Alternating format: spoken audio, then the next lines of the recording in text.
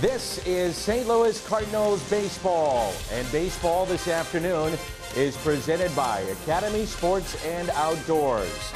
It's the rubber game between the St. Louis Cardinals and the Miami Marlins on Fox Sports Midwest. Welcome inside the Cardinals Hall of Fame and Museum as we continue to celebrate the 2006 World Championship team. I'm Dan McLaughlin. Jim Hayes is here. That's the Cardinals Hall of Famer Jim Edmonds. Much of the memorabilia of the '06 team is displayed here at the Hall of Fame, and this has just been a great weekend. It is. It's a great weekend. What a great opportunity to come in here and see some of this '06 stuff, but the whole weekend in general with celebration of the '06 championship and then topping it off last night with the Adam Wainwright shutout was just really, what a capper. Hopefully today will lead up to another great day, and we'll see how the baseball game plays out this afternoon. All right, Michael Wacha has never faced the Miami Marlins. That changes here this afternoon. We'll be at the AT rooftop. But for the moment, we're at the Cardinals Hall of Fame and Museum. Make sure if you're coming down to the ballpark to take in all the different exhibits, the memorabilia. It's quite a collection. Over 22,000 artifacts collected by the DeWitt family. We'll be back with baseball in just a moment on your home of the Cardinals, Fox Sports Midwest.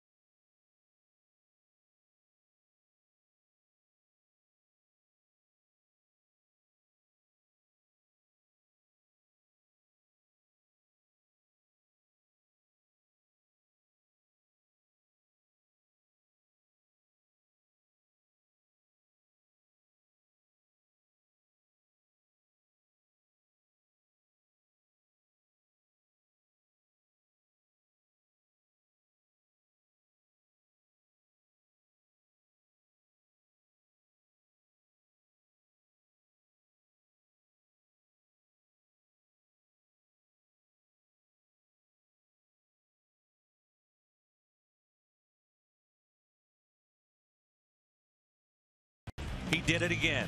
On the left, the 2006 World Series. Last night, 2016, he went the distance on a great night to celebrate the champions of '06. We borderline did the whole jump up. I mean, we were both so excited, you know, that Yachty was excited for me, and I was excited for him too to be able to catch that. I mean, that's, you know, that's pretty neat. You know, me and Yachty have thrown a lot of games together, and he's caught a lot of my games, and every time we share something like that, man, it just adds to our, you know, our wall of, you know, things we've done cool together. And add that moment to that wall. Baseball, the Marlins, the Cardinals coming up. It's game number 3. We're live from the AT deck here at Busch Stadium.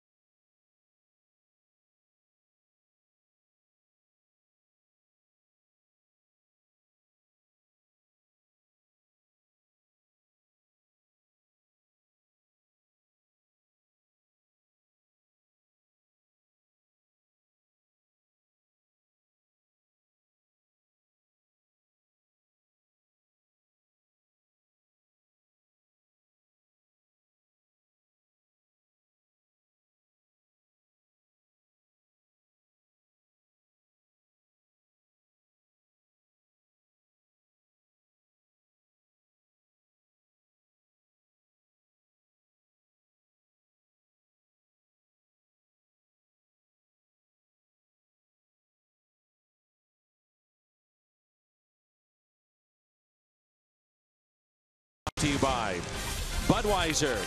This Bud's for you.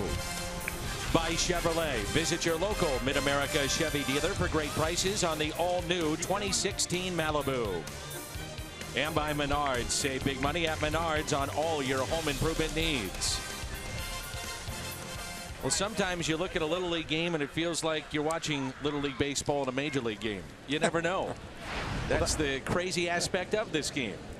I don't know if that's good or bad. I mean, you can sometimes treat it as Little League, go out there and have fun, or if you look like a Little League team, not as much fun. No, sir. A strike to Ichiro Suzuki, and we're underway. Jim Hayes is back with us, along with the Cardinals Hall of Famer Jim Edmonds. I'm Dan McLaughlin. And the 0-1 to Ichiro is a changeup taken high. He is 9 hits shy of 3,000 for this remarkable athlete and Hall of Fame career.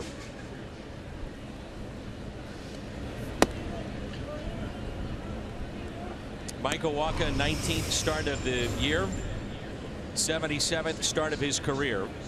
We forget just how young he is. I was going to say, they're piling up quick. 77 seems like a lot. And Jimmy, he's only 25. Me too. At heart. Times 20. The 3-1 pitch to Ichiro. Hit up the middle, base hit, 8 shy now of 3,000. Closing in on history.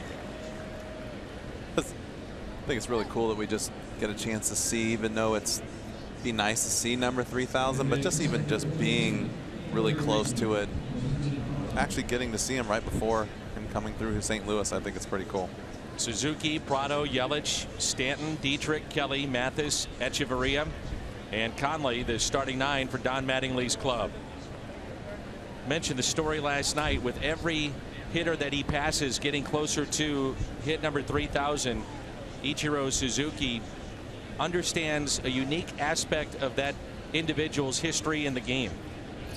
A great student of Major League Baseball.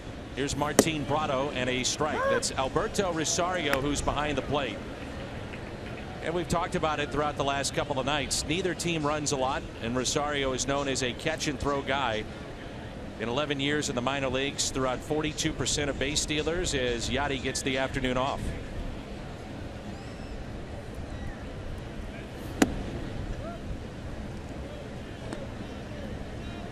Good player. Martin Prado batting .322. Couple of home runs, and he's driven in 31 this year.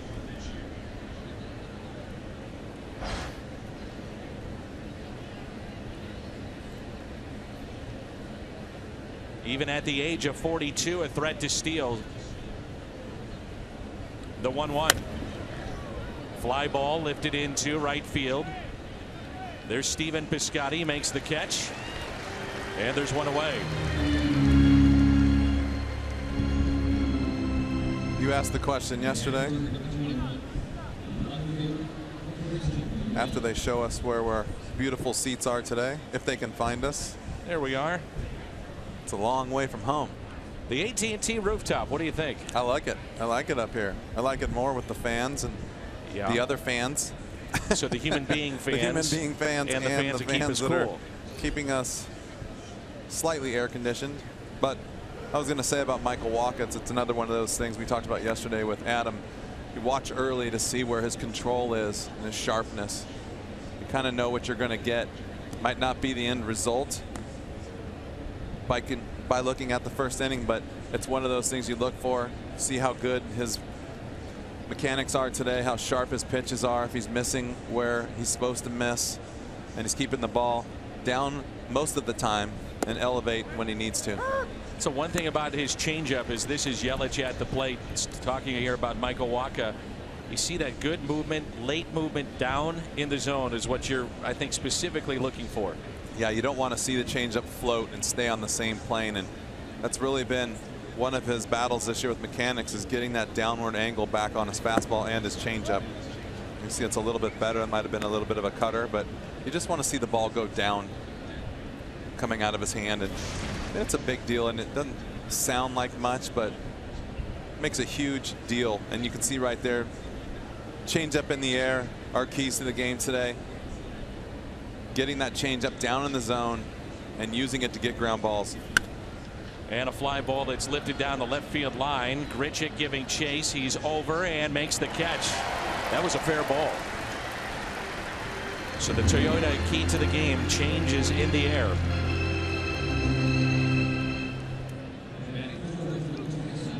Let's go around the horn, presented by Dobbs. A look at the Cardinals defensively. Grichuk in left, Pham in center, Piscotty in right.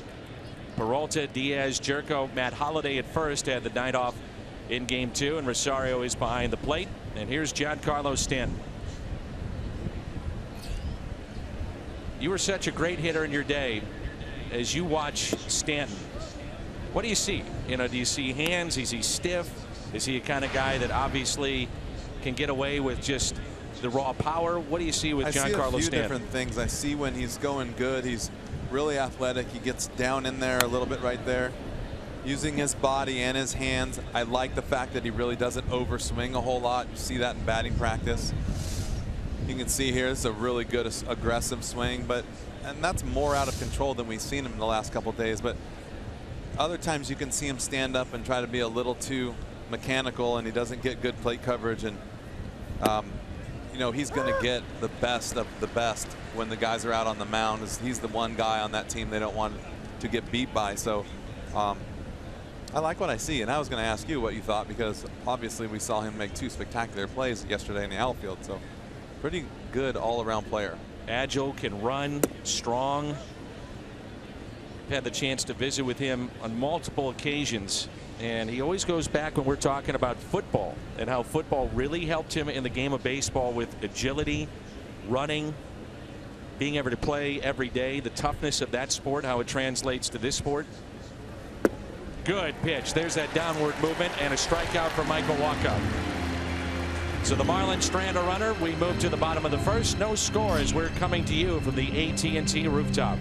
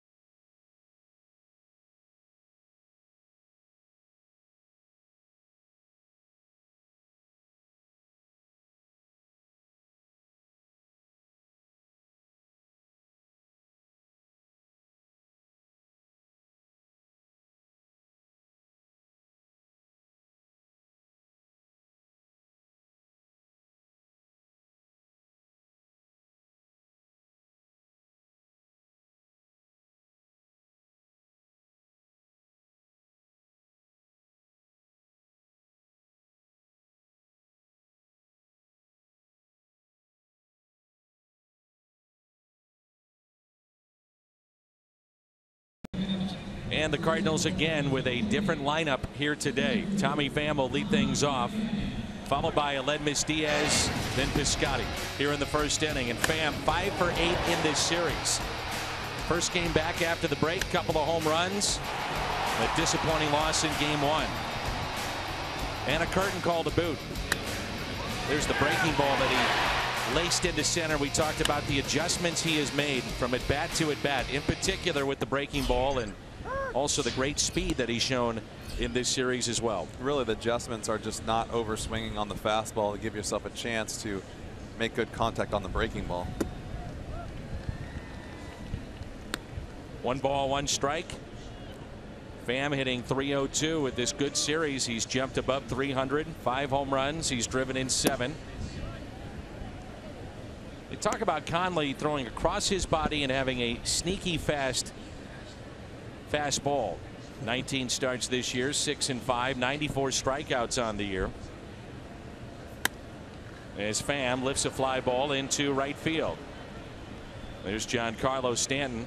How about the defense from Stanton last night? Incredible. I mean, big guy running like he did and going towards the line twice, laying out. You get to see him hit home runs all the time, but very rarely do you get to see his defense on display like it was last night. That was the first of 2 really good plays. That ball off the bat of Adams saved 2 runs, and then he robbed Aledmys Diaz later in the game. And speaking of Diaz, he pops it up on the infield. Third baseman Prado shading from the sun and makes the play.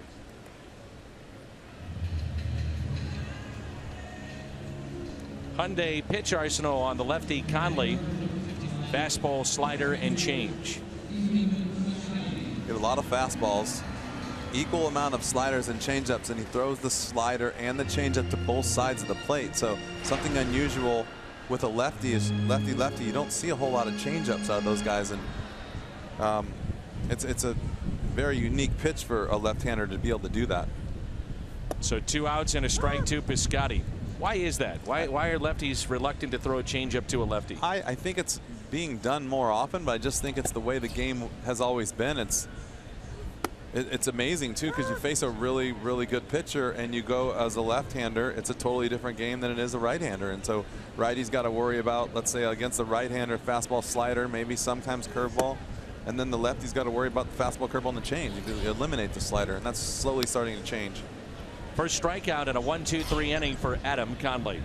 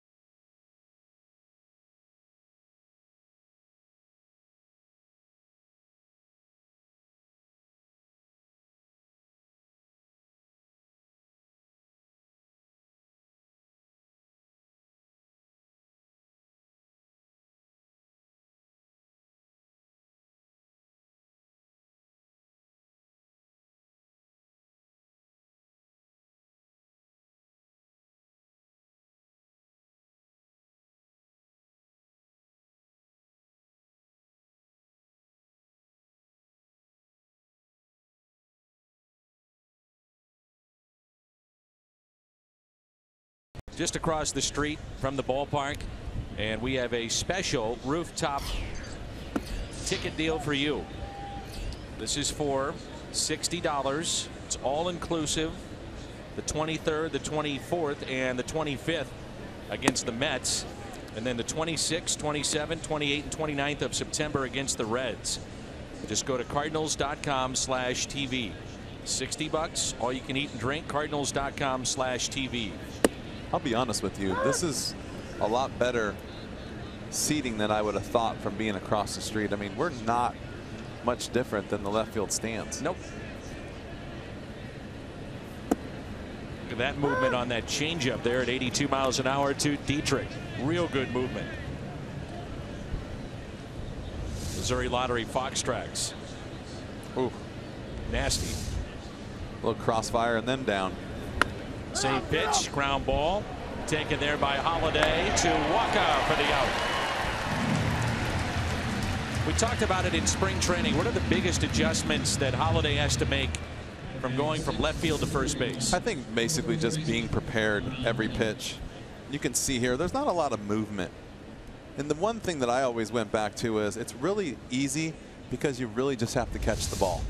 You don't have to play third base, shortstop, where you have to catch the ball, set your feet, throw a strike to first base. You really just have to pay attention, knock the ball down, catch the ball. Not as easy as it sounds, but and just your worst case scenario is you lob the ball to the pitcher. It gets a little more complicated with runners on and balls hit in the corners in the outfield, but you know, the majority of the game you're spent just trying to catch a ground ball.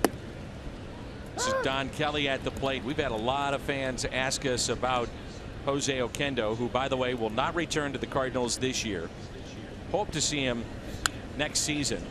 And of course, it's been well documented the struggles of the Cardinals defensively, and it's not like the coaching staff currently isn't working as hard as Jose Oquendo, and Jose Oquendo can't wear a glove anymore. He's not going to be out there, so you know, it's squarely on the players to make plays. It is. They've been taught over the years, and they know what they're doing. That's hit to third. Peralta makes the play, and a low throw to Holiday, and there's two down. #1 live streaming sports service delivers everything you've come to expect and more. Watch every out-of-market game live in high definition on over 400 supported devices. MLB.tv for details.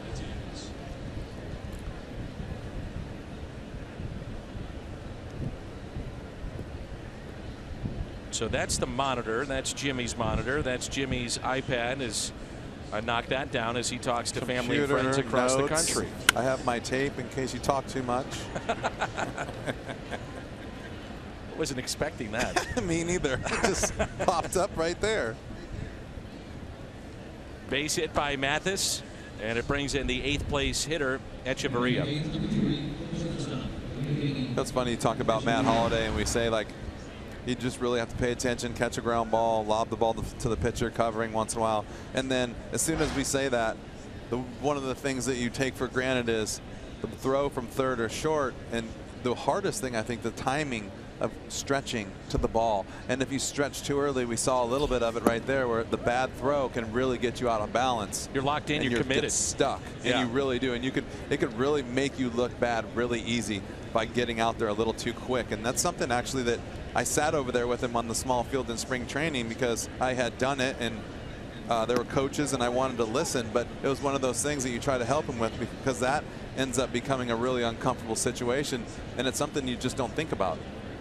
It's a great point, and also something as simple as holding a runner on and how you get off the bag. That was also something he worked very hard on, as opposed to a lefty or a righty on the mound, how you hop off the bag with the pitch. And you know what? Matt's done a really good job. I know he hasn't been over there a whole lot. He did work really hard in spring training, and I thought that was really interesting to see because, you know, he's your prototypical left fielder, power hitter, guy's been around forever, and then he's like, yeah, sure, I'll go to first. I'll check it out. I think it's a great way for him to extend his career, too. You know, it takes a load off the legs. You know, it gives other guys a chance to play. If the situation, the platoon situation is not perfect, just gives Mike more options. And credit to Matt for saying that he would try it. And like I said, he worked on it before spring training, during spring training. I'm sure he's still working on it before before BP starts every day during the course of the season. The 2-2 pitch taken high. So Mathis off with the next pitch with 2 outs and a 3-2 upcoming. The pitcher Conley on deck.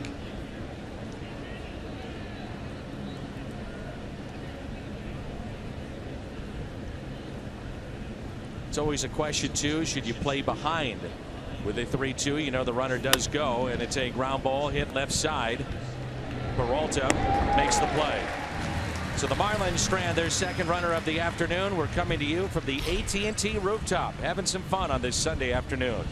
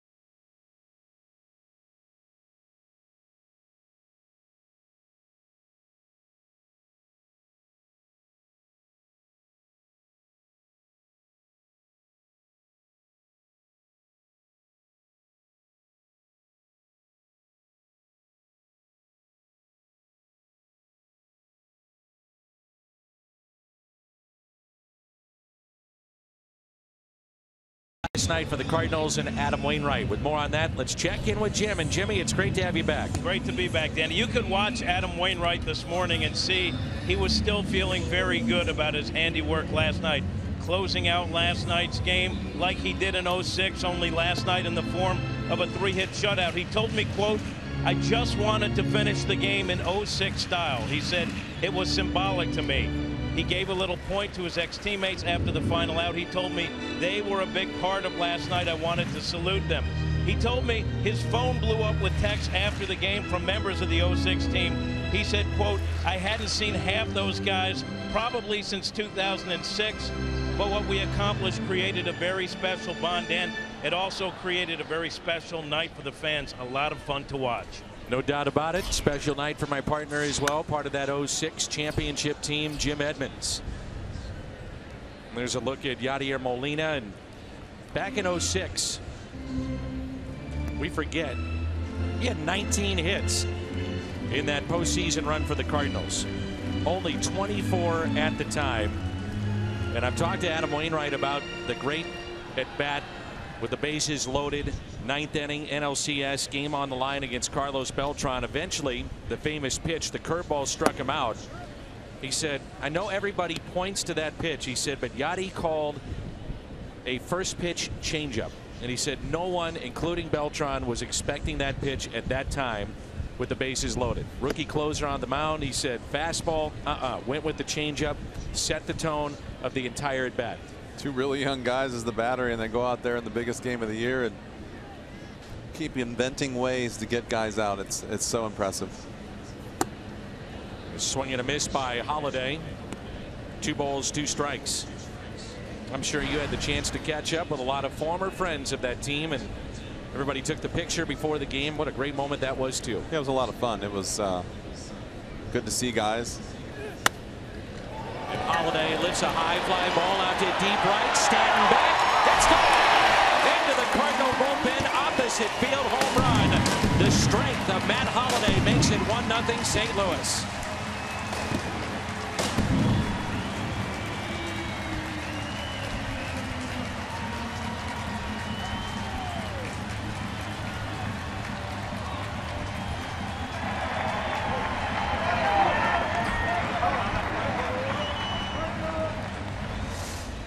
See right here, stays inside the ball like he does so well. So big and strong. That downward swing gets that backspin and gets that ball to really carry. But back to the first base situation. If he's not able to play first base, this lineup's not put together this way, and maybe he's not even in the lineup today if he's sore. And home run to get the game off in the right foot. 1-0 Cardinals. Home run number 16 for Holiday. That pitch taken in by Peralta. 2 balls and no strikes.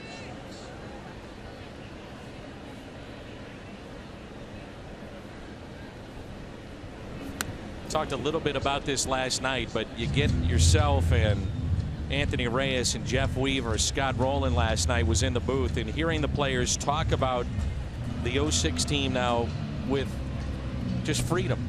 You know, they're relaxed and they can let loose and tell you what really happened, what was going on, what was happening in their minds as they were on the biggest stage in the baseball world back in 06. Yeah, it was nice to chat with the guys and see them around, and it's also nice to see Izzy get beat up by Josh Kinney's kids during the course of the game. It's just good. I mean, what a great job they do here, bringing back the players and putting on a show for the players and the fans. But I mean, not a lot of places you get to come back and get celebrated like you do here, and hope the players appreciate it, because I know the fans do, and the organization does a lot of work to put this together. A check swing, and Peralta did go. Let's take you back to the home run here for Holiday. Boy, this is strength. The ball's just, and actually not a bad pitch, missed over the plate a little bit, but you can see that the bat gets through the zone and just down through the baseball, get it spinning backwards, and just the strength carries it over the right field fence. I mean, we all know how big and strong he is, and just makes it look so easy. Here is Randal Grichuk, now playing every day since he's come back from Memphis. That's a key when you think about Grichuk and Wong and Adams. If they know they're going to be in the lineup every day, it may take a little pressure off if they're worried about going 0 for 4 and then saying, well, I'm 0 for 4 tonight. Tomorrow I'm not in the lineup. Might not be in the lineup. And the question mark in your head is a question mark over the course of worrying about what ifs and then not coming to the ballpark in the right mental frame of mind. And you know, and the other thing about playing every day is just getting a chance to work through it. I know we talked about this, but working through your at-bats in more than a 1 or 2 day spurt is a huge deal. This is not good, obviously, as the medical team, Chris Conroy and Mike Matheny out to check on Randal Grichuk. That has been a concern in his career. We haven't seen it this year, but the injury bug with Grichuk.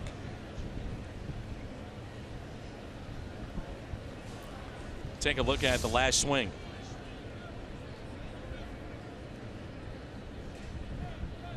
Tough to pick up anything there. Yeah, he looked like he's dizzy, or his eyes are bothering him, or see he's going. You can see him blinking a lot.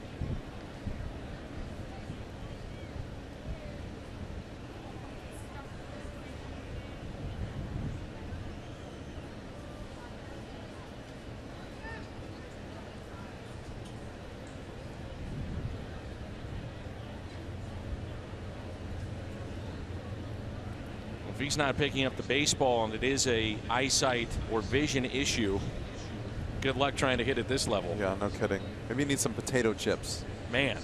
I saw a thing on the Cubs game the other day, and a doctor had recommended a couple of their pitchers during the day game to eat potato chips to maintain salt. Yeah, and hydration. And I thought that was quite interesting. That is. Grichuk says he's all right, so he'll stay in the game at least for the moment. 1 ball, 1 strike with 1 out and nobody on. Cardinals leading 1-0 on a Matt Holliday home run.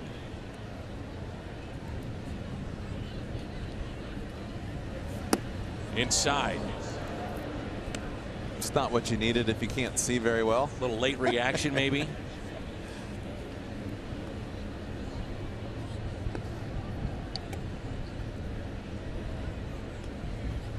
Last 8 games hitting .400. A little bit high. I was going to say earlier before he got hurt that you could see this young Marlins team challenging hitters with fastballs and fastballs in over and over and over. One of those things you got to do as a hitter is just make sure you're swinging at strikes and not get over geared up for a fastball and start swinging wildly at pitches out of the strike zone. He seems to be a little late in reactions, swinging. He was on that pitch, but the slider strikes him out. So Conley comes back to get Randal Grichuk. Back-to-back strikeouts in 3 in this game. Number 3, second baseman, Look at the eyes here of Randal Grichuk.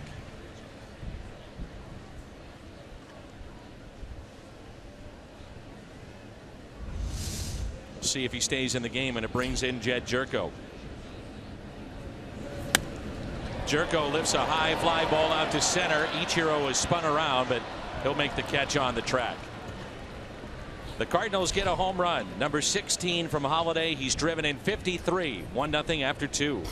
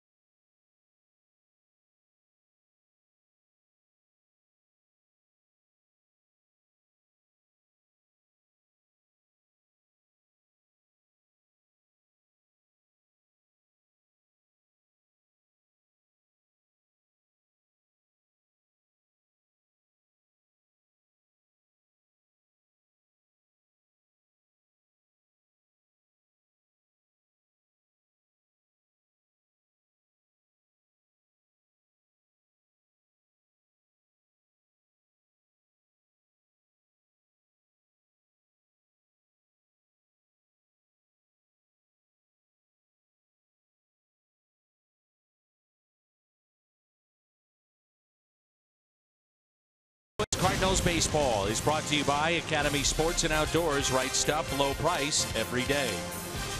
And by your local Volkswagen dealer.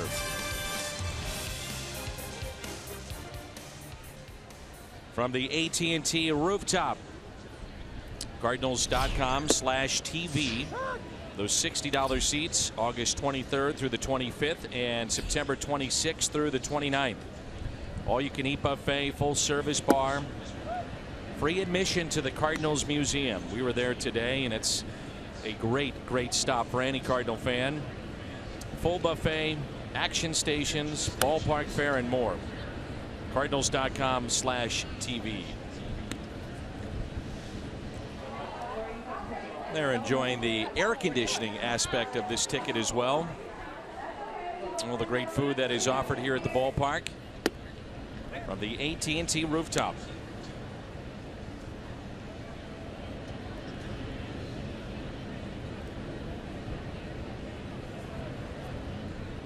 Two to Conley, the pitcher, and he strikes out. That's number 2 today for Michael Wacha.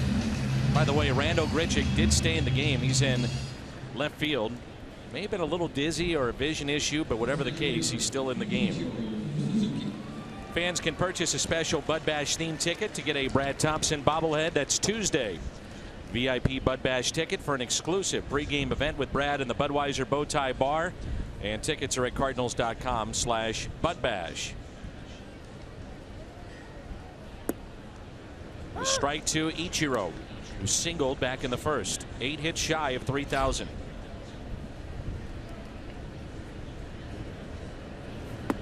Upcoming road trip takes us to New York to start.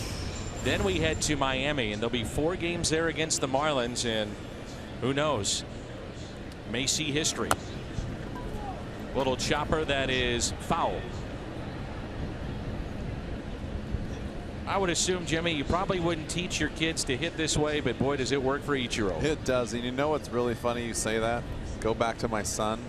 He kind of slaps at the ball and runs around and does that a little bit. And I said, hey, you know, I'm trying to teach him how to hit, and you got to stay there. And he goes, it works for Ichiro. And I'm not kidding. And I go, yeah, but that's just not a good example, because that's one very, very talented guy. And know he's probably watching right now and laughing, because we talk about it a lot. Slaps it the other way. One thing he does do is he lets the ball get so deep, even though he's moving forward, and just slaps it the other way. Spoils a lot of pitches. So good at ruining good pitches by just being able to throw them over the third base dugout like that. Staying inside the ball and waiting as long as possible, and if he doesn't like it, he can't get to it where he wanted to get to it, you can just drag your hands a little bit and foul it off. Rod Carew was one of the guys that was like that talked about that, how he can just let a ball get so deep and kind of flip at it to foul it off. What did you think when you first saw him? You know what's funny? I really truly believe this. I said, you can just throw him fastballs up and in. There's no way he can do anything with it. All of a sudden he started launching balls in Seattle into the right field seats. I mean, he just does it all so well. I mean, there was a point in time it seemed like he could do anything he wanted on the baseball field. You want to hit it to left, he'd do that. You throw him inside, he'd yank it out of the ballpark. Apparently, I mean, we've seen it, but he's got really good power. Yes. When he wants to sit back and hit home runs in batting practice, he can do it all day long. Well, Barry Bonds had the comment that if Ichiro was in the home run derby, he'd win it. Really? Great back control. I was going to say that's just hand-eye coordination and back control, and probably gets the head out of the bat. Probably has good solid contact. Probably has a lot of power. Like you watch those golfers hit the ball 300 yards, and some of them are really small. Still has speed too, so Diaz had to hurry, and safe is Ichiro. He's 2 for 2. So the Cardinals will take an extended look at that play. And he's 42 years young and gets down the line like that. Still running well, and he's gotten a lot of those hits. I would love to see the stat on the infield hits with him over the years, but I remember when he first came up, if he hit a ball like that, it wasn't even close. Maybe slowed down a step and still easily beat these out. I think he's safe. Ooh. Pretty close. That shot right there, it's where the ball hits the back of the glove. Ooh, that's close. You can't even tell.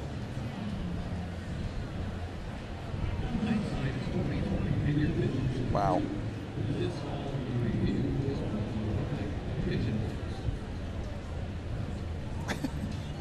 You look at these replays and you're like, half of them I say he's out, the other half he's safe. Then you got Ichiro out there and you want to give him a hit, but then you got the Cardinals on defense. You want to get the out. Wouldn't that be the worst if that was hit number 3,000? You want a clean hit for hit number 3,000. Yeah, you don't want to see that replay over and over and over. And he is out.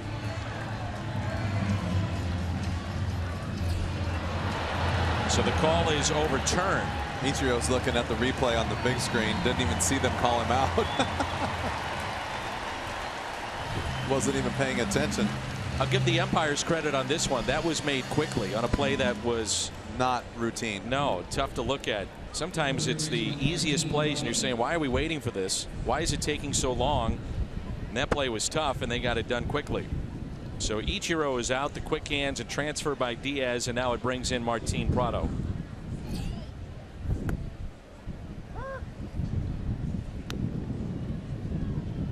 They started tracking infield hits in 1987. Ichiro with 676 infield hits, most in baseball. Makes it a little bit easier to get to 3,000, but oh yeah, still got to hit it.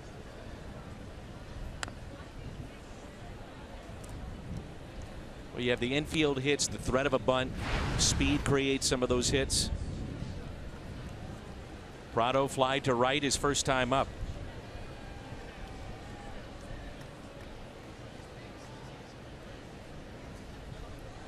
Here's a 1-2. Little check swing and a foul ball.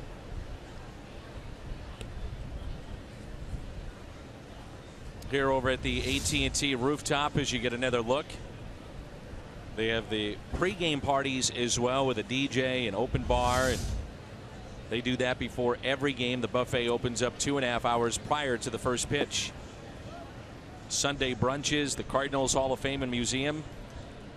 We have roughly, Jimmy, 65–70% of the people on Fridays, Saturdays, and Sundays come from outlying areas, season ticket holders, whatnot. So we encourage anybody that comes from out of town to take in this experience. It's a good one. And the food was really good. Outstanding.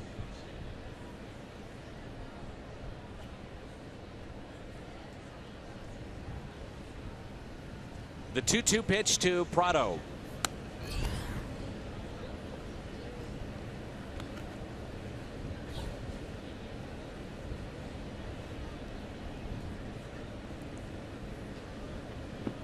We've got cameras everywhere over here at the AT rooftop and right behind home plate.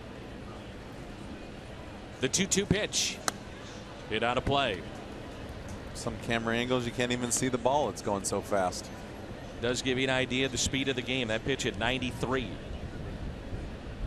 Clouds blowing around. Sun's going in and out. Got a guy with a nasty changeup on the mound. Not fun. Tough league.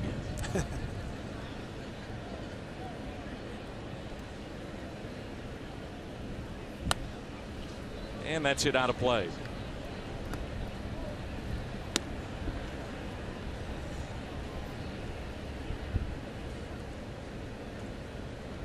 Two balls, two strikes on Martin Prado. As Michael Wacha is facing the Marlins for the first time in his career in regular season action. We see the Marlins all the time in spring training. Made 5 appearances against Miami in the spring. Won his lone decision on March 30th this past year.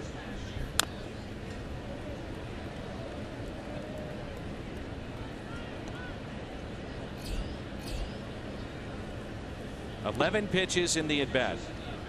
Sometimes these are the at-bats that get to a starter. May not show up if he makes an out, but it does wear him down. 12th pitch is a ground ball and an out. So Michael Wacha is sent down 4 straight. We're midway through 3. Cardinals on top thanks to a Holiday home run.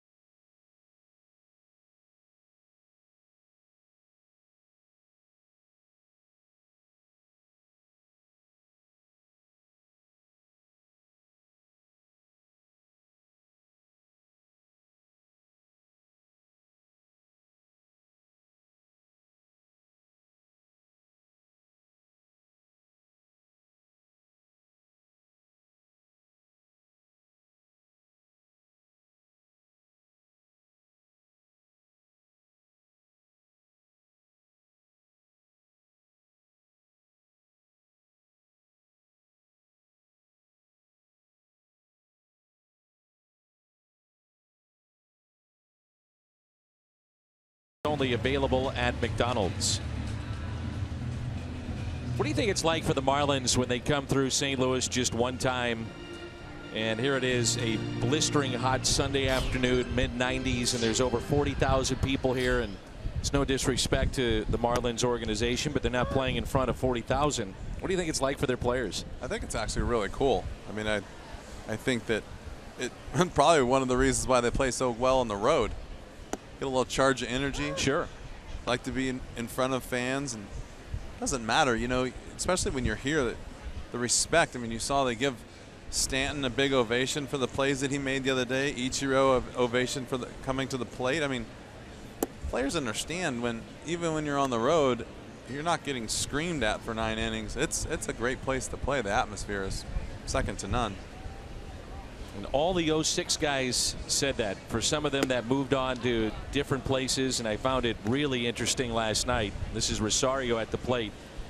When you and Scott Rowland were talking about with a trade that may take place and reunite you in Cincinnati, and he said, well, I'm going to tell you the first thing, as he told you, it's not St. Louis. It's not bad, but it's not St. Louis. He wasn't talking about the fans, and he wasn't talking about the organization. He was just talking about that core group that we had it so good for so long, and playoff runs and family, and just it was like being in high school. You know, you spend so much time together. You have your best friends there. He said you're not going to find that, and it wasn't talking about Cincinnati. He was saying you're not going to find that anywhere. So have an open mind and just make the decision according to, you know, how you feel about playing and where you want to be in your career, because, you know, there was only one St. Louis as far as what he meant, like as far as the core guys and the experience that playing day in and day out with the same people. The 2-2 to Rosario lifts a fly ball down the right field line and out of play. It was a week ago. Great moment to see him pick up a start. First ever in the big leagues. Day before that, picked up his first ever major league hit, pumping his fist going down the first base line. The 2-2. And you watch him behind the plate. Very good defensively. He's doing a good job behind the plate when he's out there, and I get a kick out of it. You watch all the guys jump up out of the dugout. I was watching on TV, and you can see how excited the players are for each other, and that's what I'm talking about. The guys are so excited when one of their teammates finally gets a chance and comes through with his first major league hit. Hit to short. There's Adeiny Echeverria. Rosario is the first out here in the home half of the third. You can now stream games live on your mobile device. Just go to your app store, download the free Fox Sports Go app, log in, and stream the Cardinals wherever you go.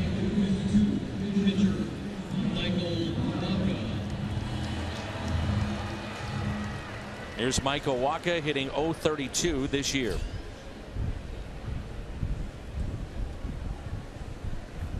Been noticing as the games go forward this season, start seeing some of the averages or lack of hits for the pitchers.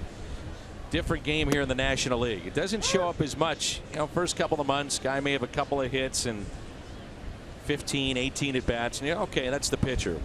Well, now it's 1 for 31 for Michael Wacha, and he's not the only one. And with only one sack bunt too. That's unusual. Yeah.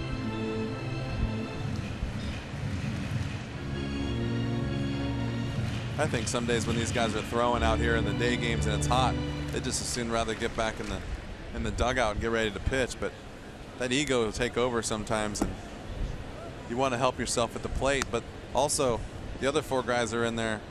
I'm sure they got a little money riding on these at bats, and who has, or they get a little challenge going with who has the most hits at the end of the year and who's got the most RBIs, and it's a lot of fun in there at times for keep it interesting with the pitching staff and playing a little offensive game here and there. 3-2 swung on and missed. First time through the lineup, 4 strikeouts for the lefty Conley. It's a celebration of the 06 championship season. The BJC Healthcare difference maker. Look at the scores of that year, and the only loss, we haven't talked about it yet this year, was that game against Kenny Rogers. Clearly when he had pine tar on his hand. Yeah. Sticky grip stuff that he got from a former teammate of mine. You want to divulge? He was a closer, but I'm not going to say much. You know what I noticed today is I didn't realize this, and there's a few things that you slip in over the years, but pitching staff, you know, and they said in 04 the reason why we didn't win, and we didn't have the same kind of pitching staff, but Reyes went 8 innings and 2 runs, and even Kenny Rogers 8 innings, no runs, Carp 8 innings, no runs, and then Weaver 8 innings, 1 run. Right. I mean, that, and you always talk about pitching, defense, pitching. Well, there it is right there. You know, you can't outscore it. Get to the playoffs, and it literally is all about pitching, defense, and the little things you do to score runs. And pitching usually overshadows everything else. Did you guys know right away that Rogers was using the foreign substance? No, somebody saw it on TV and like halfway through the game or 3rd or 4th inning, and you can't really make. I mean, what are you going to do during the game? You can't make that big of a deal. And there might be some others that are doing it too along the way. Strikeout of Tommy Pham, 5 today for Conley, 1-0.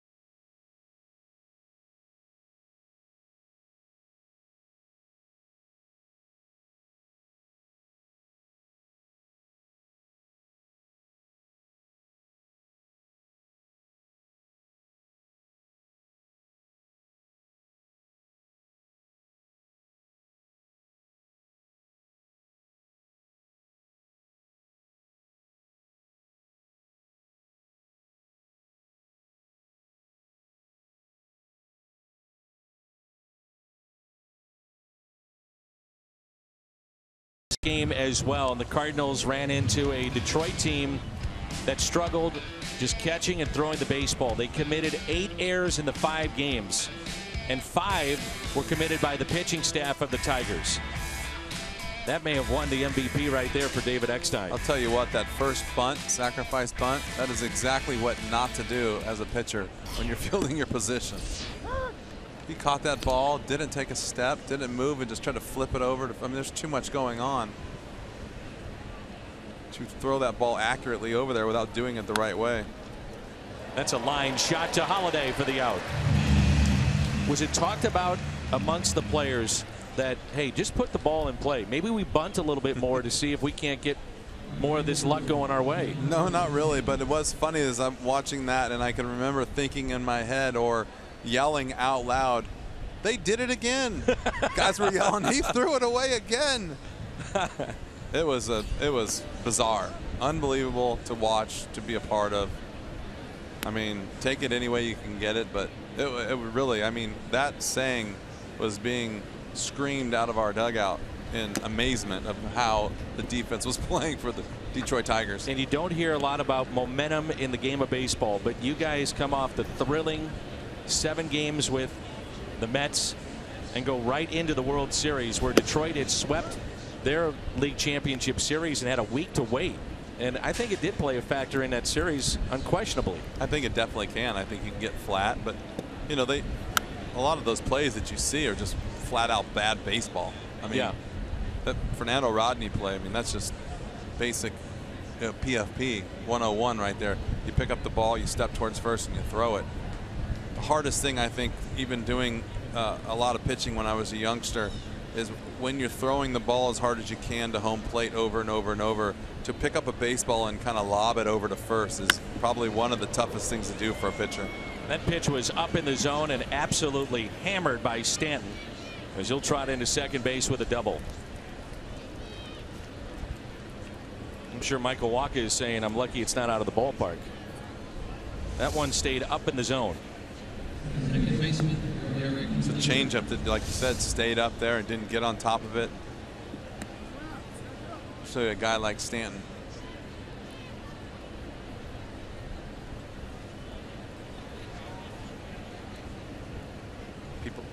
People still filing in. Our crew gets some of the best shots of fans in Major League Baseball. There's no doubt about it. Moms and dads, youngsters here at the ballpark. The little boy dancing last night.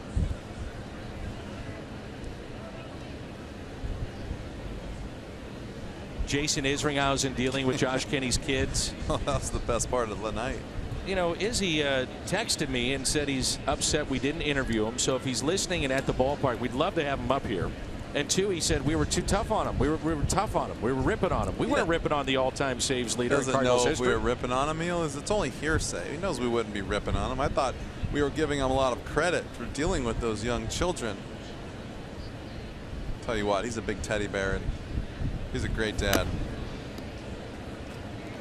I have had so many people talk about, and we've mentioned it a little bit throughout the weekend, the idea of awarding the game ball after the play by Ronnie Belliard in San Diego. Why did you do that? You were the guy that did it, and then you would get up and speak to the team after big wins too. Yeah, like I said, I think that the whole thing was just with Ronnie was I thought that play was the turning point in that game. It could have been the turning point in our season. And if nothing else happened, I wanted everyone to realize that play, and it's defense, and that's I always preach, like, just to play defense is just a straight effort. You have to really want. It's like we were talking about base running the other night. You just have to want to do it, and you got to want to pay attention to play defense. And you see like these catchers, they want to be there for their pitching staff, and so that's how I felt in the outfield. So I wanted everyone to know that play right there was just the play of the day. Saved the game. I think that run scores, it's either tied or we go down, and it happened. And then the next day, I think I was just kind of sitting in my locker and guys were screaming, who gets the game ball today? And I'm like, what are you talking about? That's great. And it just turned into this whole new deal. This may be a crazy question. Did players feel that the window was closing on that nucleus in St. Louis? You know, Roland had his issues with Tony at the end of that year. He actually sat in one of the games of the League Championship Series. You know, some of the players are moving on after that season. Yeah, I don't think you really ever think of it that way. I think when you're playing in a group like that, you don't look at that or look past it, or you just don't ever think that anybody's going to move on. You always kind of hoped, if you have a good team over the years, that people are just going to keep signing with the team, and you know, management was going to keep you together. And the reality of it is it's not possible, first of all. Second of all, people have other ideas, and then management's always trying to get fresh faces in there to change things up, to get, you know, maybe 83 wins was great, won the World Series, whatever, but we were missing one little piece, and then that piece ended up going south, so another piece. And I mean, it's work in progress every year, but as a player in the dugout, in the locker room, you don't really think about next year until the season's over. 2-2 hit out of play. Walt Jocketty actually said one of his biggest mistakes in St. Louis, and it touches upon what you were just saying, was keeping too many of the 06 guys around going into 07. He said we needed to shake things up. It became a little stagnant. Now, Jeff Weaver said one of the biggest mistakes of his career, if not the ultimate mistake he made, was not to come back to St. Louis. He signed and parlayed that postseason run with a nice deal with Seattle. Pitch taken high. Well, there's a big difference also, too, between being a franchise person or having a big contract and then taking advantage of maybe not getting some really good contracts over the years and then having a successful postseason run and then getting paid and taking advantage of the opportunity you don't have a long lifespan. Off of Waka, and that's a base hit. You hate to see that. Another ball off the foot. I actually talked to Adam Wainwright last night, and I said, oh, I hope that ball hit you on the bottom of the shoe. And he showed me his ankle bone where it hit. Straight off the ankle bone. Is that right? Yeah, I mean, just so you take for granted these guys how tough they are. If they're not limping around, you think, oh, it didn't get them very, very solid. Change up, and that may have been off the right ankle bone of Michael Waka. I think he hit a change up back to him, hopefully.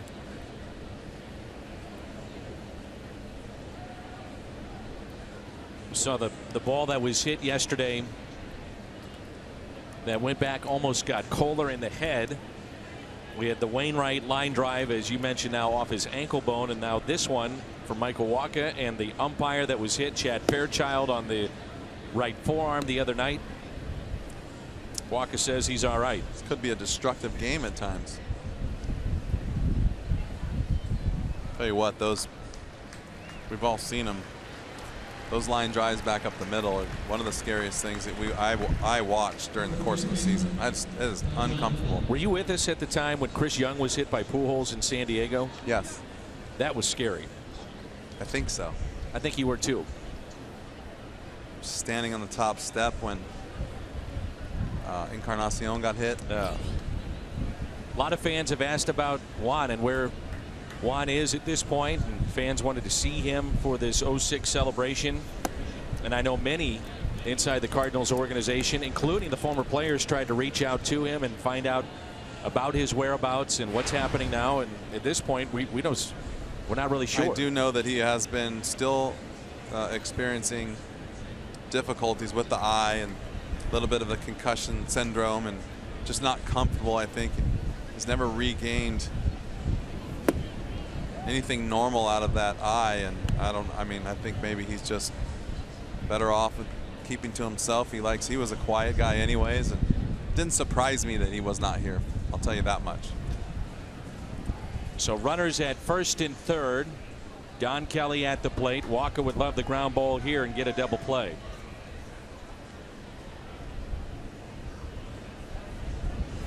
In the dirt, blocked by Rosario. Boy, he's made some nice plays here. And you see why he's here. He works his butt off behind the plate. He's giving a good target. I mean, he's a solid catcher.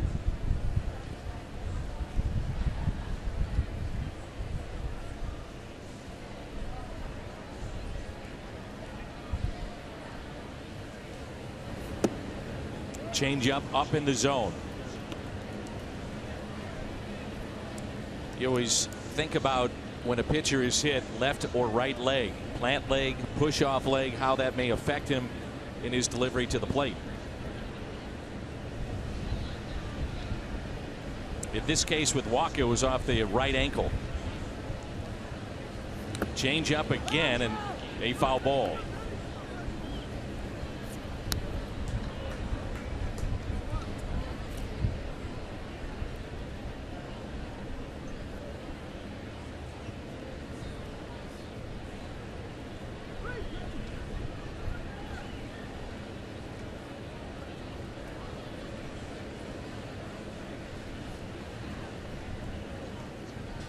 Here's a 3-2. Check swing, and he got him. Went with 3 consecutive changeups to strike him out. Really good job right there by Michael Waka, sticking with that changeup. Threw I thought a good one in the dirt, then kind of let one fly, and then come back with, and 3-1 too, especially as a hitter. You're not thinking changeup, especially when he bounced one and then threw one chest high.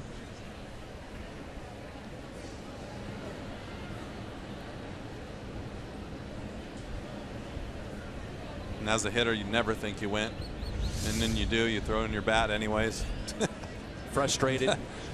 It's frustrating all the way around, especially after you get a 3-2 changeup, which you're not expecting. I think you just kind of want to hit yourself in the head and say you should think a little bit more. When you got it 3-1, you got to be careful 3-2. Want to know the count on Mathis, who singled into center field first time up back at the second. Another changeup in the dirt. We state this a lot with Yachty, and we should do this with Rosario behind the plate, but Walker's had a number of pitches in the dirt with a runner in scoring position, and in this particular case, a runner at third base. Well, and you're not the same pitcher if you can't throw, though, so all the confidence in the world of being able to throw the pitch where it's supposed to be thrown, down in the zone. And Rosario's doing a great job behind the plate, blocking and keeping runners from advancing. 2 balls, 1 strike on Mathis, the backup catcher for the Miami Marlins. Cardinals with a lead of 1-0 on a Matt Holliday home run to lead off the bottom of the second. Solo home run that was number 16.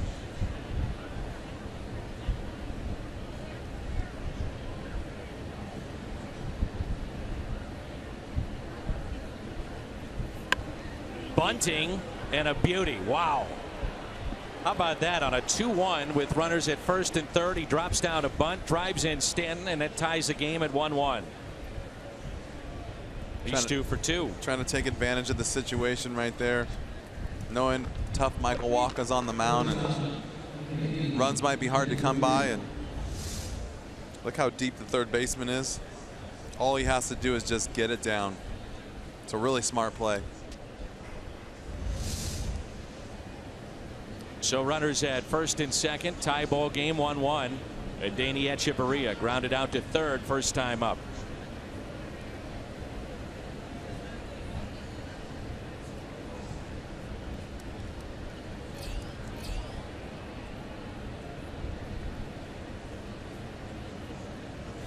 Always talk about it with Al and with Rick, 2 former major league pitchers, what it's like to come to the ballpark, and there's nice play again by Rosario after you have a terrific pitching performance the night before, especially if you're a starter and you don't have to worry about anything today unless you go 20 innings and then Wainwright's called upon to pinch hit.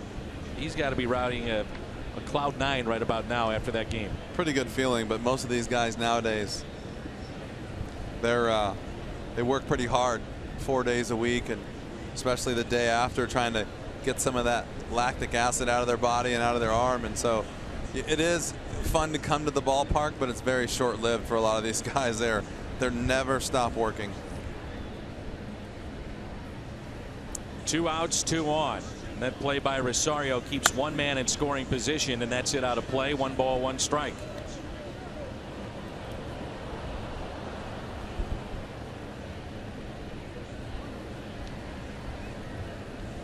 Right now the rain has stayed away. We understand thunderstorms in the area later in the afternoon, but this big crowd still is gathered here in downtown St. Louis at Busch Stadium.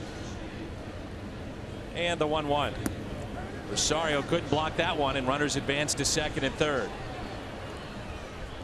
I don't know if the miles per hour was right, but if that's the case, that was just a spiked fastball, and there's nothing he can do there. I mean, look where this, but he's trying to go fastball in, and he just throws it straight in the ground. And that's something that's taught even at the major league level. You know, you're not expecting the pitcher to miss with a fastball that much, even though they do here and there. But when you call off speed pitches, and sometimes when you're on base, you can watch the way the catcher sets up to know if you might get a ball in the dirt. You can see right there the totally different setup philosophy in the catcher when he's trying to catch a fastball versus an off-speed pitch. No chance at blocking a fastball that's thrown that bounces in front of the plate. So they'll intentionally walk the 8th place hitter to bring in Conley, who struck out his first time up. Bases loaded, 2 outs here in the top of the 4th as we come your way from the AT&T rooftop here at Busch Stadium in St. Louis.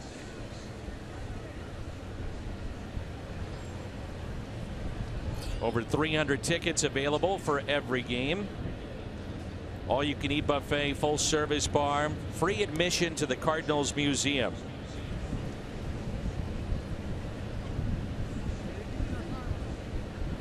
There we are.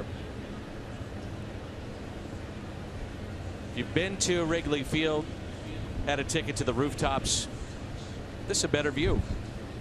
Great view.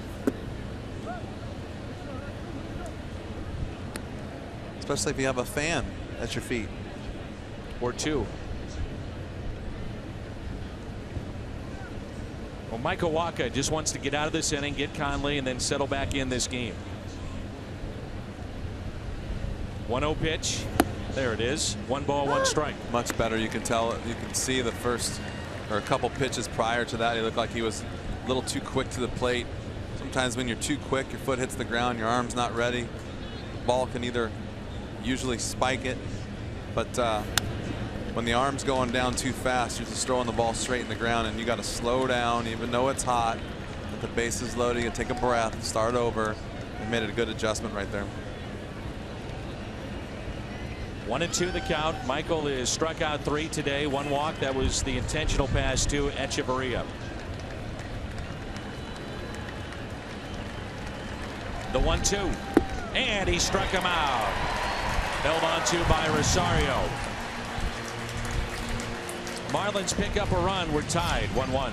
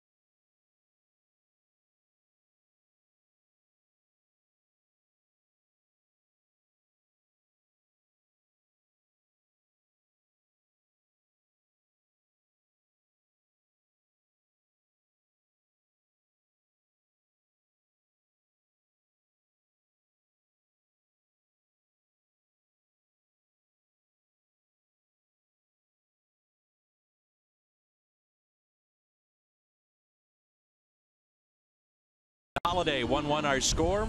We check in with Jim Hayes, who has an update on Brandon Moss. Dan, Brandon has now missed 9 games with a left ankle sprain. He's still in a boot, but he hopes doctors will let him get rid of it starting tomorrow. He hurt that ankle running out a ball and jamming it on the first base bag on July 4th. He told me he didn't turn the ankle, so he never expected to be out so long. He told me it's miserable sitting back there in the clubhouse, especially with a boot on. Quote, "You're totally helpless." He said the All-Star break really helped the healing process. He told me hopefully things will progress quickly over the next few days. And Dan, Jed Jerko misses Moss. Clearly the Cards miss his offense too. Moss with 17 home runs. Holiday picking up a home run here today. We'll update that in a moment. It's 16 now for Holiday, then Carpenter. And how about Jimmy, as we have you, and great to have you back, by the way.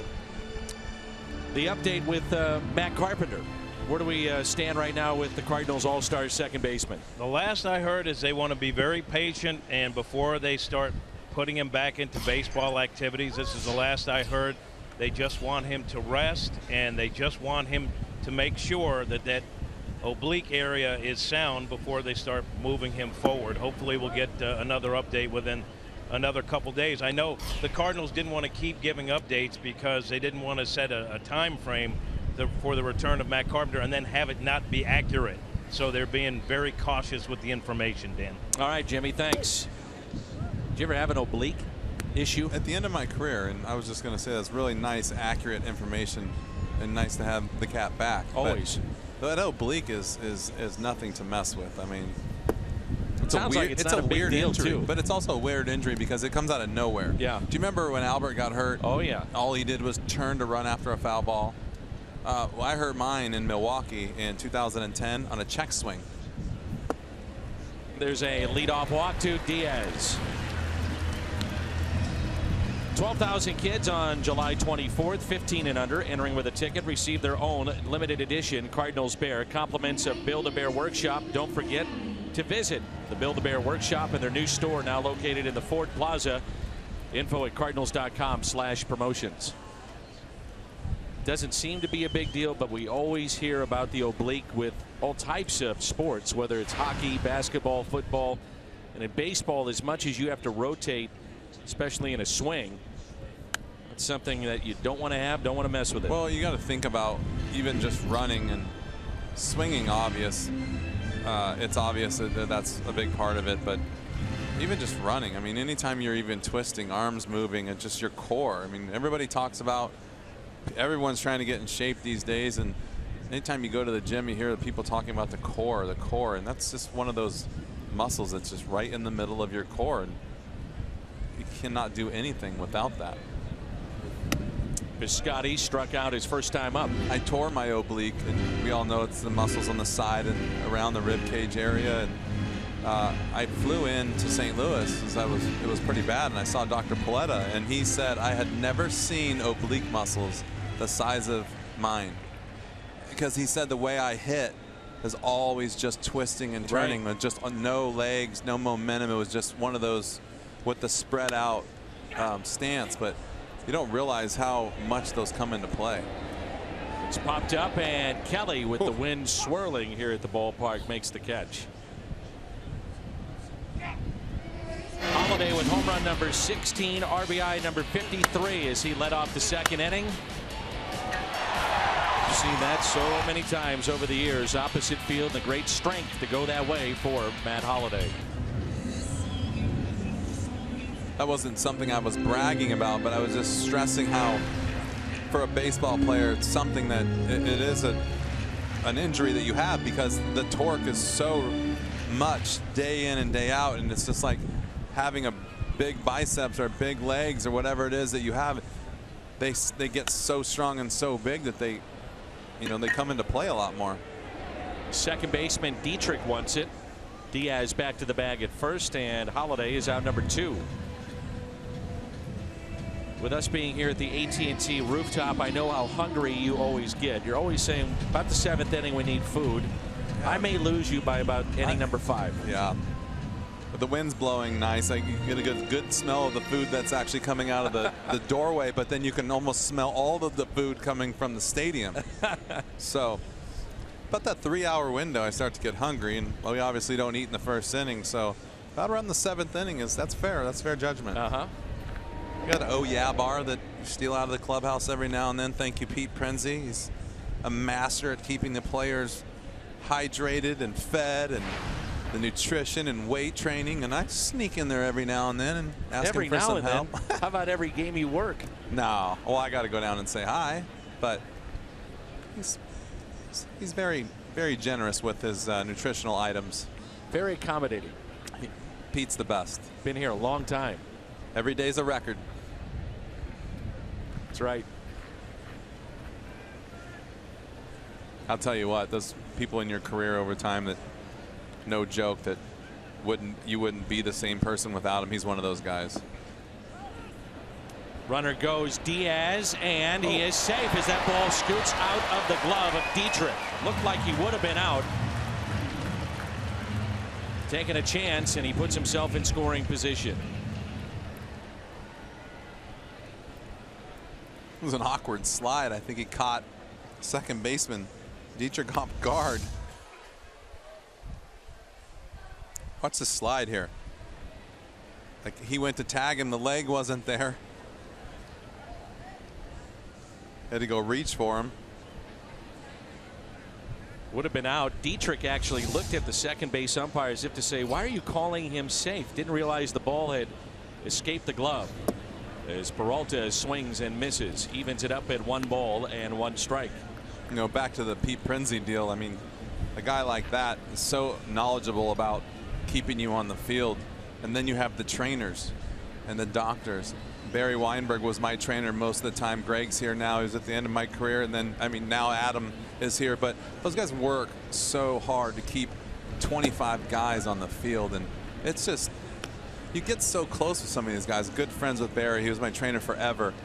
And it's just like you see them every day, day in and day out. And you think just because you're healthy, you're not in the training room, but yet you're still in there every day. You're getting some hydration pills or some advice or getting taped up or stretching. And it's just it's funny how we talk about this game, and it's endless what goes on behind the scenes. Chad Blair and the video team. Chad's been here, came with Tony La Russa a long time ago. There's Adam Olson. There's Adam.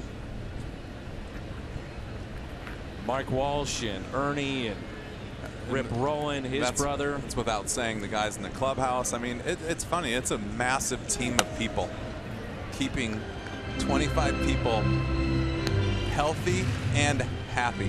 Happy's probably just as big as healthy. The happy part was tough. You're going in some grumpy left-handed pitchers from time to time. Right. Some grumpy left fielders, center fielders, second baseman. Oh, yeah. You take your shots here and there when you can. The 2-2. That's in the dirt.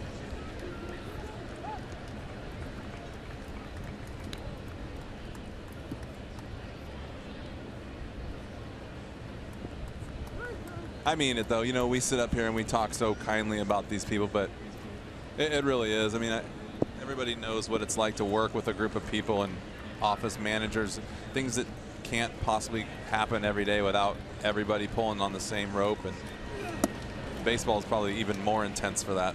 A strikeout, and that is 6 for Conley here today. You want donuts? We got donuts. We got peanuts, popcorn, Cracker Jack, the beer, the soda, hot dogs, hamburgers. It's all here at the ballpark. It's 1-1 as we head to inning number 5.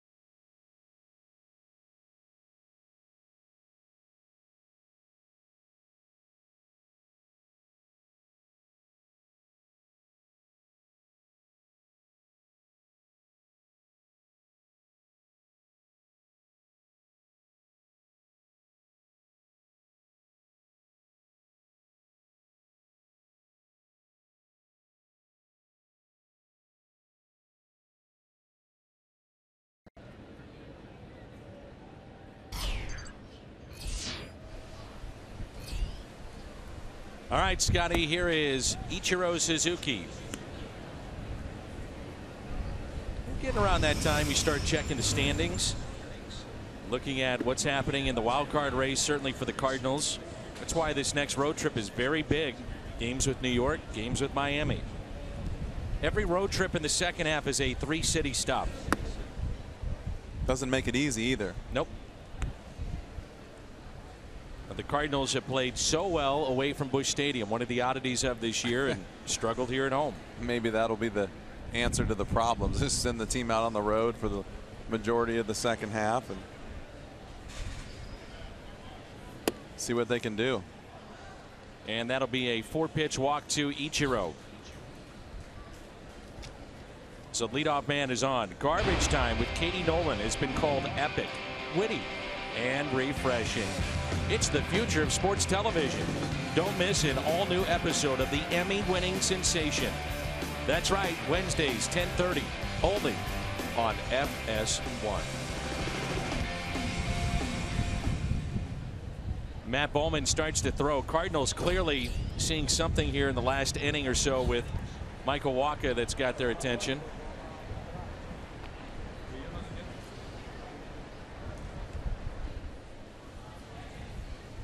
So Bowman starts to throw in the pen.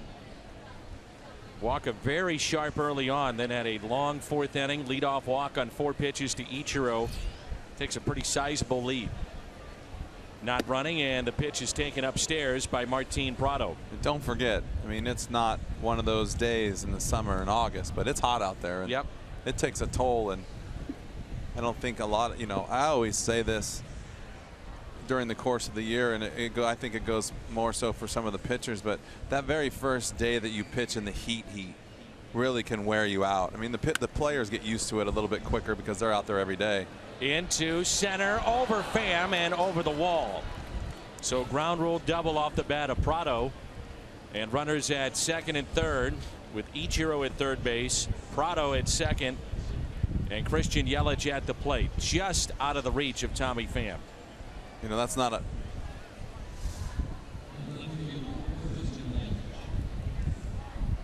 Chevy Fox tracks. Just a flat fastball up in the zone right there. And what I was talking about is not a knock on the pitchers, but pitcher can go a month without pitching in a day game, and then if you get a day game here in St. Louis, it just kind of is really no way to prepare for the heat. It can be hot, and then it can be really hot, and it can take your breath away.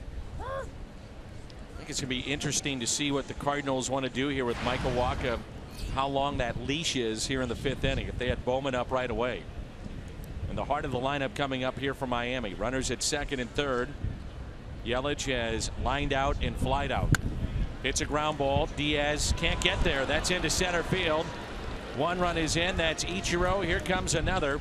And Miami has grabbed a 3-1 lead. RBIs 46, 47 for Christian Yelich.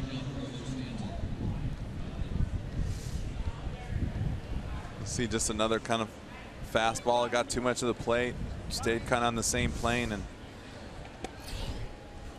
he's struggling a little bit with location, and it's just one of those things. You just run out of gas. Soaking wet. Jersey gets heavy. This will be our Chevy call to the pen. Matt Bowman in for Michael Wacha. He'll exit here in the 5th.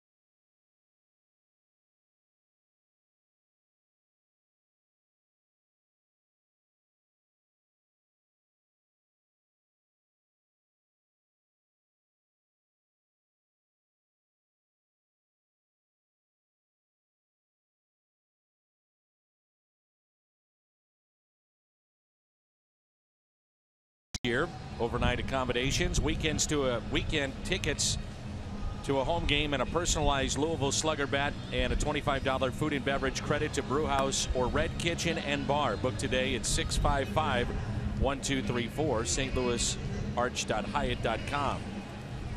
So here is Matt Bowman, and his role is grown as the season has progressed. He'll come in with a 3-1 Marlins lead. And Dobbs defense, the changes there in yellow. Garcia takes over at third, Bowman on the mound.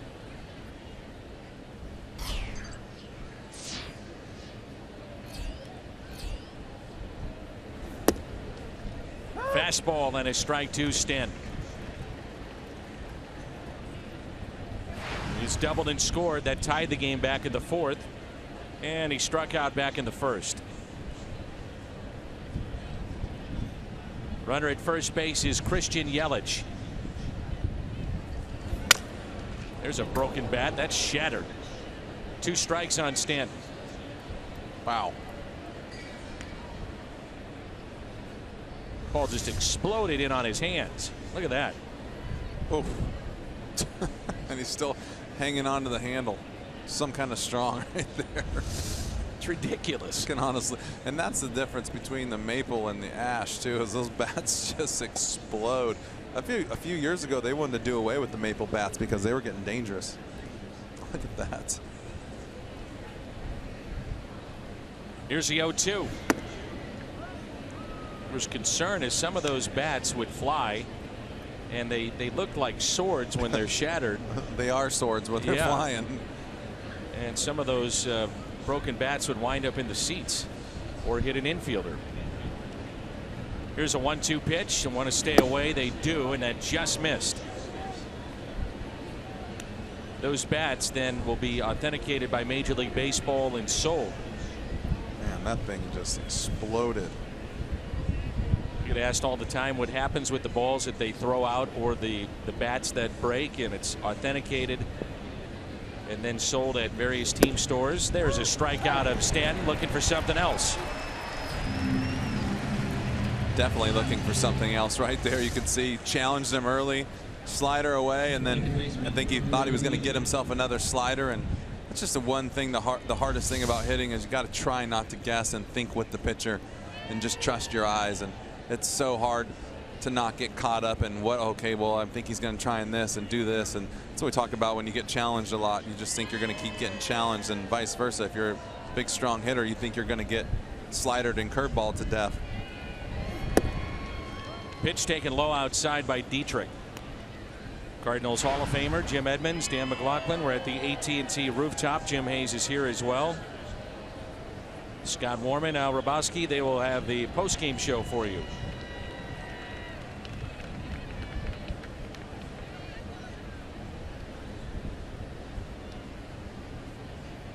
And a 1-0. Hit the other way, slicing towards the gap, and there is Randall Grichuk for the catch. And back to the bag at first goes Yelich. San Diego will be in here tomorrow. First of 4 with the Padres. We'll continue this long 10-game homestand. It's our Budweiser What's on Tap. Mike Leake gets the call for the Cardinals, and our coverage begins at 6:30 on Fox Sports Midwest. The Budweiser What's on Tap. Leake was really good last time out against Milwaukee.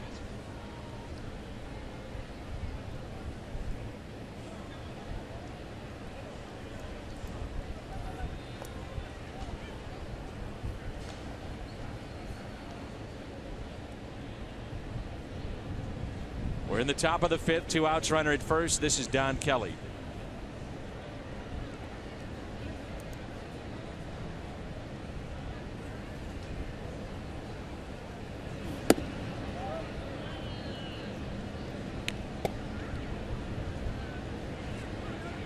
Kelly today is struck out and grounded out to third. Sometimes you get that Rule 5 tag and you're saying, well, is this guy really a major leaguer? I mean, we want to keep him for the future, but you have to keep him for the entire year. That's not necessarily the case here with Matt Bowman. He has been a valuable piece to this bullpen. Yeah, and stuff-wise, he's got everything that you need. I think the thing about Matt Bowman is it gives you a plus is he's a ground ball pitcher, so he's going to give you the relief that you need, and he's going to give you a chance to get double play balls in big situations. Fly ball to right. There is Piscotty. We'll take you inside the Cardinals Hall of Fame and Museum when we come back and look at some of the personal items of Stan the Man. What a great place to be. We're at the AT rooftop. Back with more in a moment.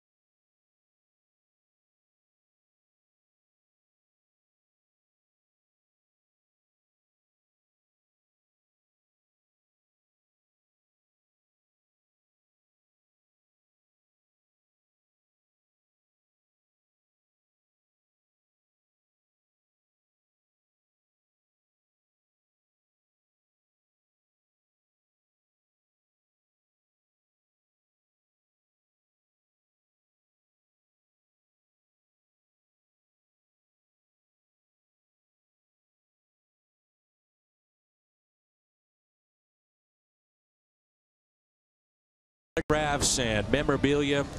Stan Musial and his wife donated millions of dollars of memorabilia to the St. Louis Cardinals. Much of that on display at the Cardinals Hall of Fame and Museum. That's just some of it. Stan signed as a pitcher back in 1937 for $65 a month. Was shipped to Class D. They had Class D back then. 1940.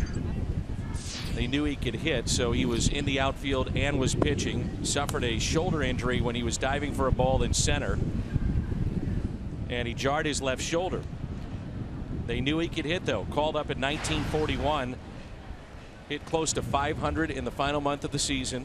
1942, first full year, and from that point forward, it was just ridiculous what he did. String of 16 seasons in a row hitting 300 or better. One of the great things about Stan, too, of course, lived here full time in St. Louis. You would see him all over the place, maybe at the Missouri Athletic Club or a restaurant. The grocery store. Yeah, Gritchick strikes out, and he had autographed cards and little pictures that he would carry with him at all times, ready in case he ran into a fan. And if a fan wanted to come up to him, instead of saying, hey, I need a picture, or can I get an autograph, he just handed you the autograph. He had over 8,000 of those. And he told me before he passed that was a trick that he learned from John Wayne. Wow. John Wayne used to do that. And for our young fans that don't understand when we always say Stan the Man, the nickname the Man happened with fans in Brooklyn.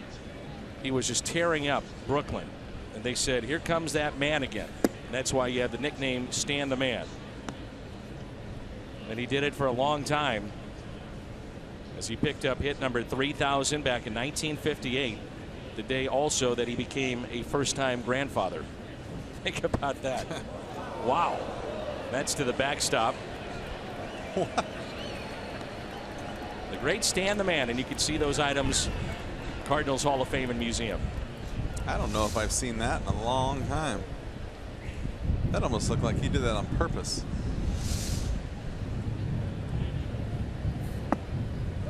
Next pitch low. You can see Jerko's reaction. He's looking back at him like, what?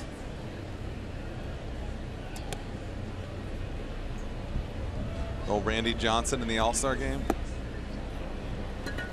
Strikes out Jed Jerko. 8th today for Conley. Brings in Rosario. So 2 outs here in the bottom of the 5th. Chris Carpenter, Joe Torre, Terry Moore, Sam Braden, all going into the Cardinals Hall of Fame. You had that honor a couple of years ago, presented by Edward Jones. What a great afternoon that is. It is a fun afternoon. It's crazy how many people can pack this building over here. Yes. I mean, it seems like if this gets any bigger, they're going to have a second story on the seating arrangements. It's so many people. Really big crowd last year for Ted Simmons, year before with you going in, and you get the contemporaries in like a Chris Carpenter. You're going to have a lot of fans that make their way here to Ballpark Village. Unfortunately, Chris Carpenter was unavailable for the '06 reunion, but he is committed to be here, and we'll have to do one of his favorite things, make a speech. One of all of our favorite things. Remember when Willie got up there, how much he was sweating? Yeah, he was uncomfortable. For But good reason. It was such a great speech, though, because it was so heartfelt. Not a lot prepared. And I remember when he got up there, and he's about 5 minutes in, he said, and he dropped a word that I'm not going to use. And he said, I just wish I could just be in the batter's box right now. That's a lot easier hitting the 95-mile-an-hour fastball than doing this. A walk to Rosario.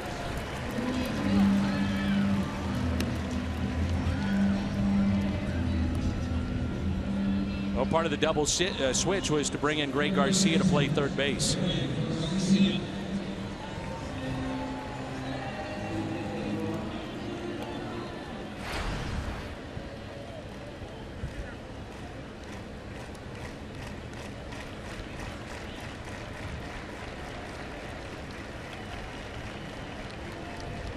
First action since coming back from the break.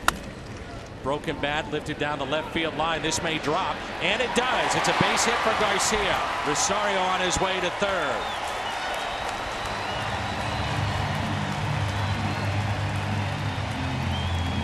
Boy, Greg, all he does is produce, huh? You know what's amazing is I was thinking about that. It seems like the guys that really just stay in there and fight get these kind of hits, and it's like always are in the right place. Stay on the ball.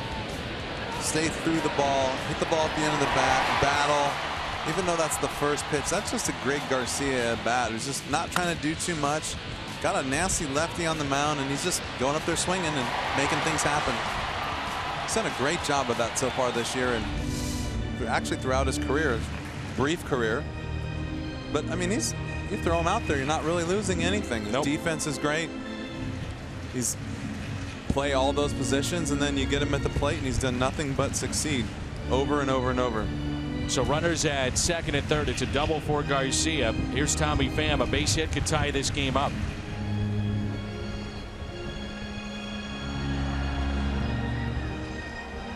Hope our fans enjoy the stories about the history inside the Cardinals Hall of Fame and Museum. It would take hours to go through that portion of the ballpark and really enjoy it. Strike zone is definitely opening up a little bit. You can see a little frustration on both sides. I thought strike zone was very tight early on. That's the thing too, you know, you talked about the other night changing umpires, but course of the game, if the strike zone changes, especially with a tough lefty on the mound pitching in, take some pitches that you think are balls and they're called balls, and then you take that pitch 2 at bats later and it's a strike. It totally changes the complex of your at bat. Like, oh, now I have to hit that, you know, and you're almost playing into the hands of the pitcher because now he's got so much more to work with. 1 ball, 1 strike on Tommy Pham. 2 outs, runners at second and third. Now you got a pitcher throwing 93, 94 that is trying to take advantage of that situation.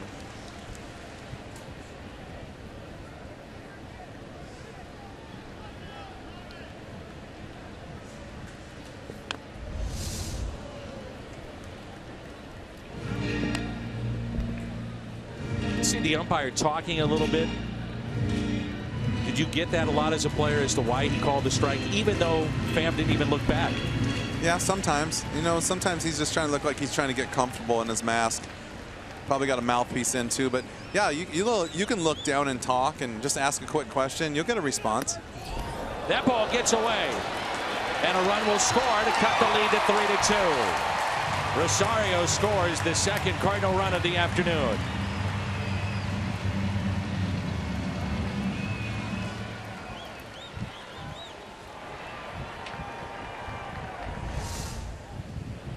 This ball almost hits Tommy Pham, and you kind of go down, and then he realizes, oh, I better get out of the way. There's more action coming.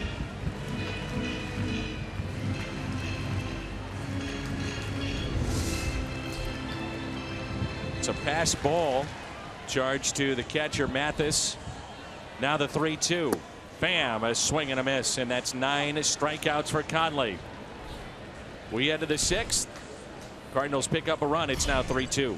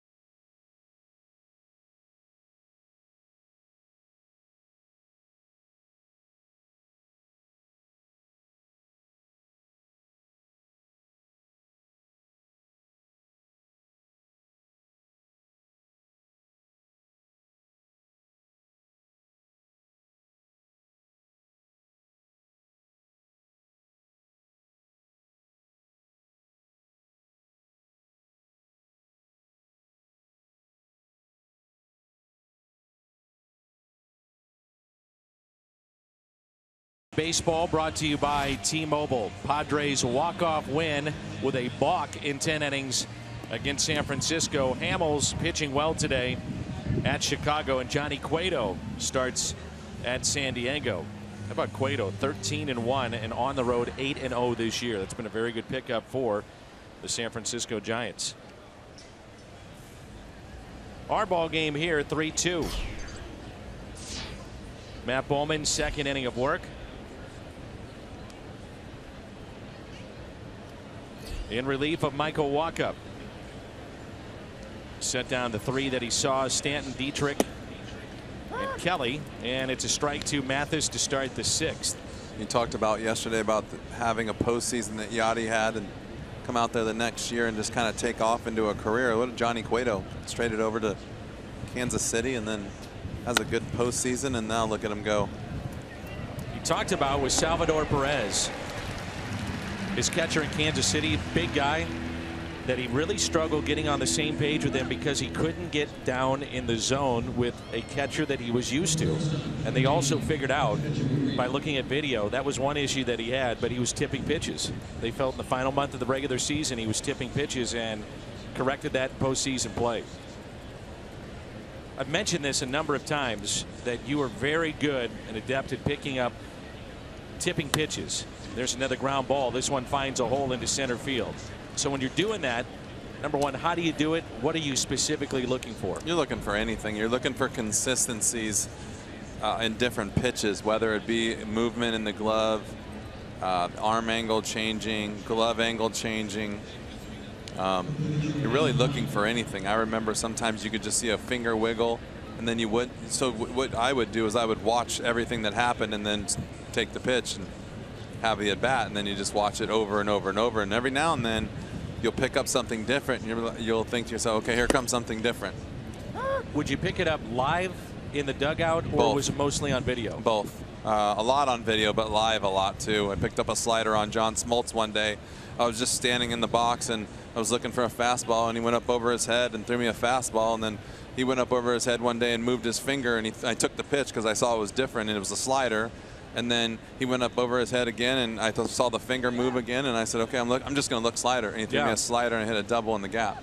So it's just some of those, and a lot of it's instinct. A lot of it is basically just having the confidence to believe in what you see. And a lot, and at the end of my career, I kind of got away from that because everyone was knowledgeable about tipping pitches, and I kind of got away a little bit too much for it and second guessed a lot, and I should have just stayed with it and kept going, because a lot of times I'd go back saying, you knew better, why did you not swing at this pitch?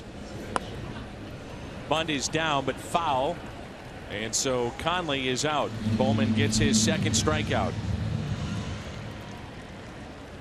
Saturday, July 23rd, 30,000 fans ages 16 and older receive a replica road gray 1956 Cardinals jersey. See it pictured there. It's a throwback jersey. It's unique. The only one ever worn by the Cardinals that did not feature the birds on the bat on the front. So for more information, to get that unique jersey, visit cardinals.com/promotions. The thing with trying to read hitters or pitchers is trying not to guess wrong and get hit. I mean, you don't want to look slider and get a fastball in the face. So it is a fine line of being confident, knowledgeable, being sure. And you're not just up there guessing. And it was not only with you as a hitter, but you would pick it up a lot with your own teammates, those that were on the mound. Well, and you can see from our angle on the TV, when the pitcher comes set, where his glove sits on his waist, or his, you know, when he comes to rest.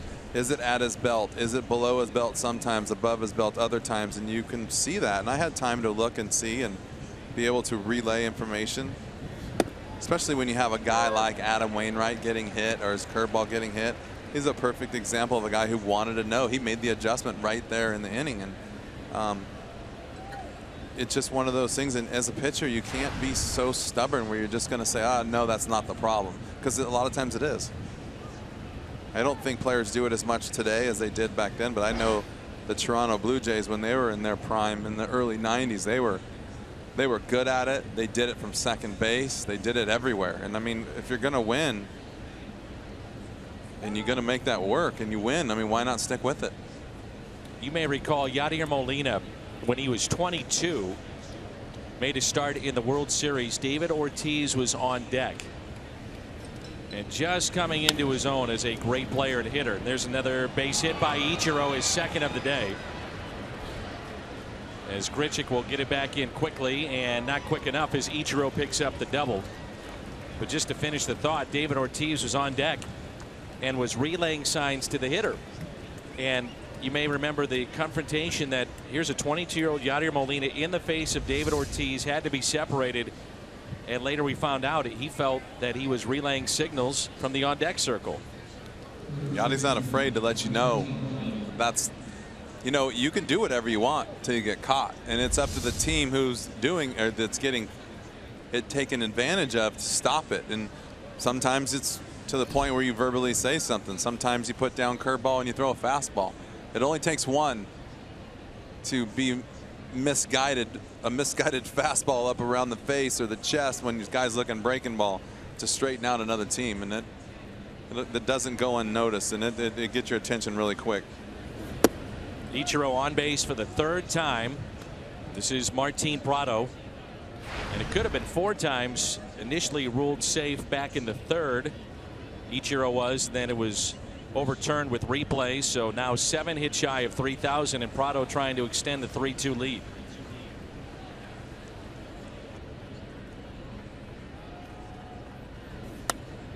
Popped up to the right side. Can they get there?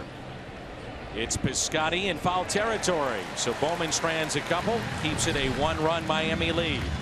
We head to the bottom of the 6th. Diaz, Piscotty, Holiday coming up.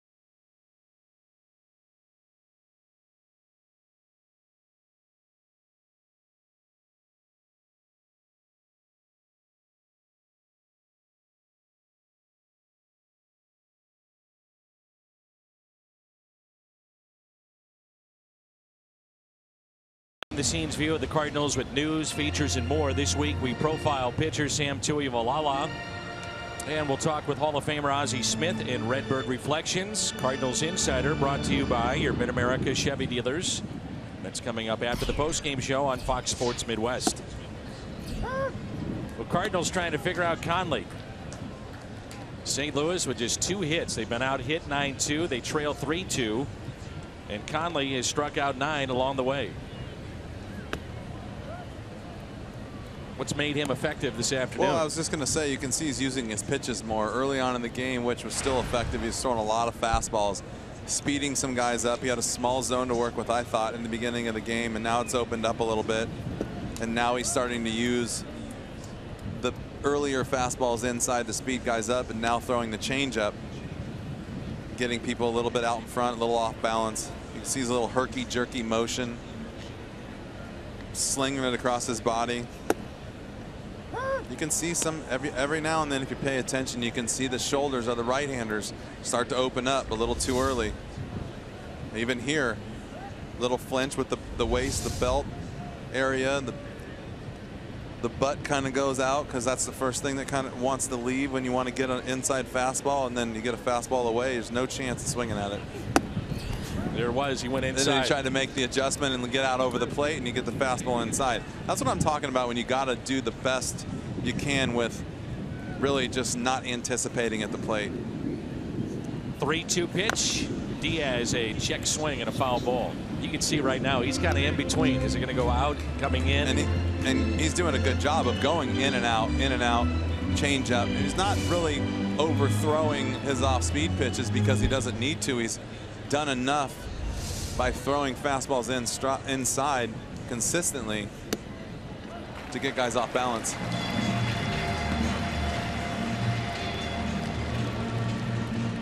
So Diaz gets the leadoff walk.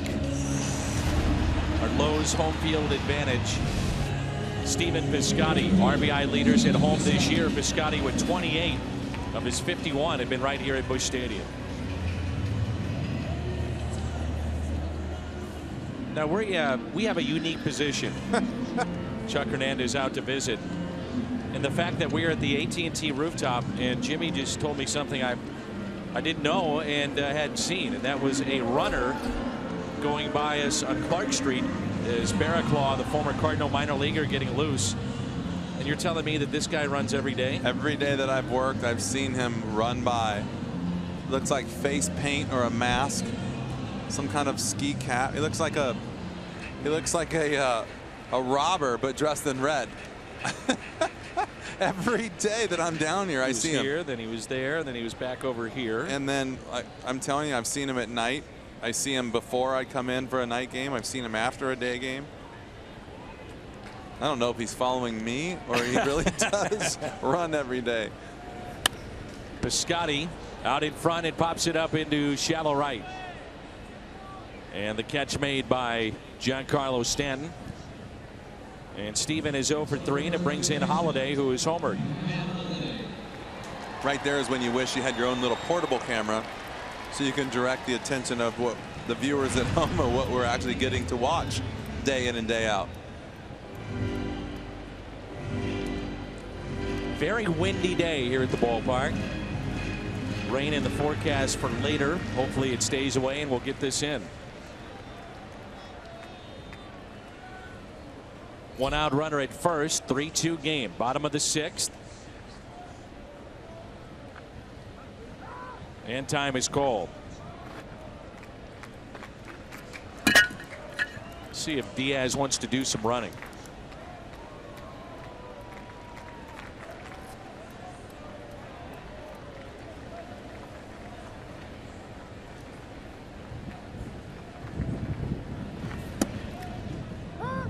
Ooh, and Holiday didn't like that call. Catches the outside corner for strike 1.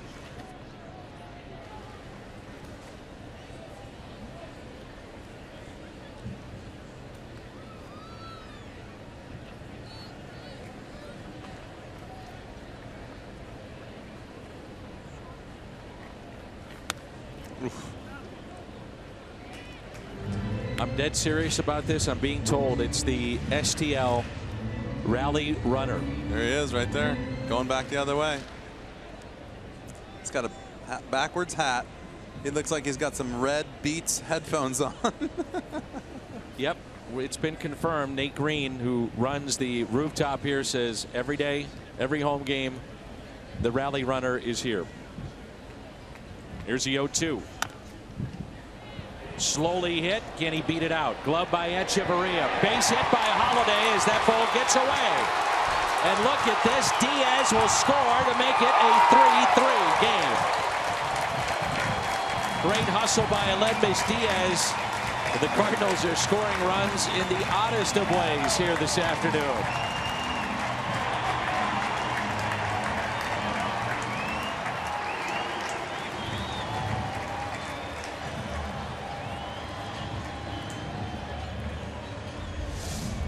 Talked a little bit about playing the game like a little leaguer, how much fun it can be, and I said sometimes the game can look like little league.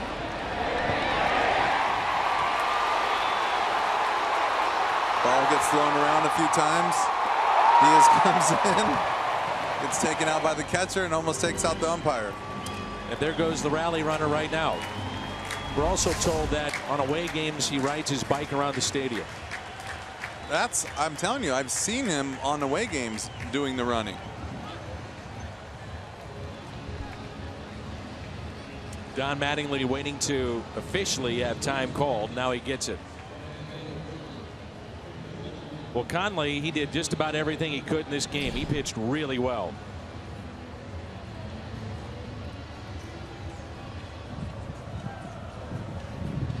Yeah, it's funny is other than pitches, I thought he was cruising right there until that spot. Wild pitch and air, couple of runs score with that and a home run. It's our Chevy call to the pen. Back with more in a moment.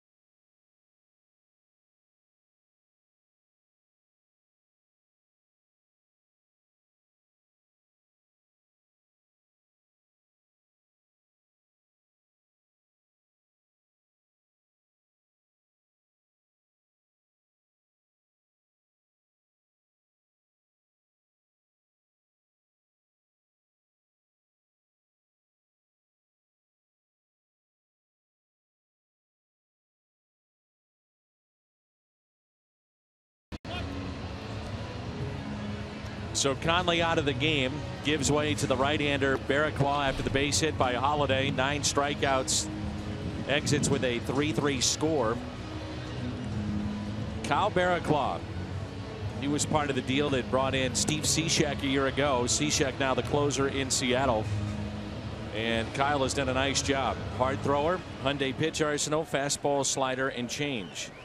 Michael McHenry was called up from Memphis, where he was scorching hot. Played 24 games with the Cardinals affiliate down in Memphis. Had 28 hits, 14 of those went for extra bases.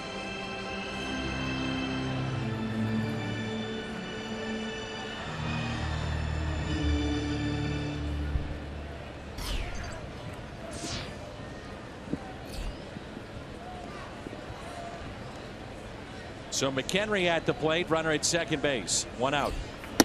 First pitch, a strike, and look at that, 98 on the gun. I was going to tell you that sounded a little louder in my ear that time, but now I know why.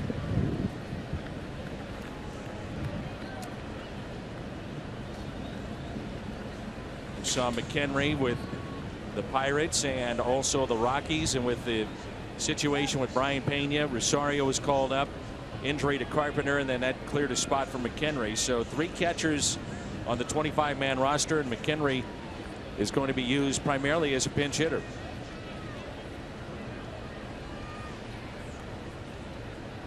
Here's the 0-1. Clearly, the rally runner knows we're watching him. Yeah. Nice. Now you know what we're talking about at home. That is about his 10th lap down this street. You told me that after some of the games, you guys like to hang out. In the clubhouse or with the rally runner? With the rally runner. Hang out, talk about the game, break it down. That is some kind of look. I got to figure out where he get the red face paint like that. It looks pretty. He's got leg paint too. Oh, that's right, he does. I can't get all the way down that far. Still obsessed with the hat and the headphones and the face paint. Here's a 2-1 pitch to McHenry. And that pitch taken inside for a strike again at 98. Talk about a lot of times with the fastball velocity, the upper 90s being so much different than the lower 90s. You can see sometimes when guys take pitches, they don't even get that flinch in and the ball's already in the glove when the fastball's in the upper 90s. The 2-2 pitch. McHenry swing and a miss. Let's see why the Marlins are pretty high on Barraclough. 98 with the fastball, pretty tight slider. These two know each other. Randall Grichuk. No ill effects from what we saw earlier in the game, which had the medical team, Mike Matheny, come out, check on Grichuk. It looked to be an eye issue or maybe dizziness.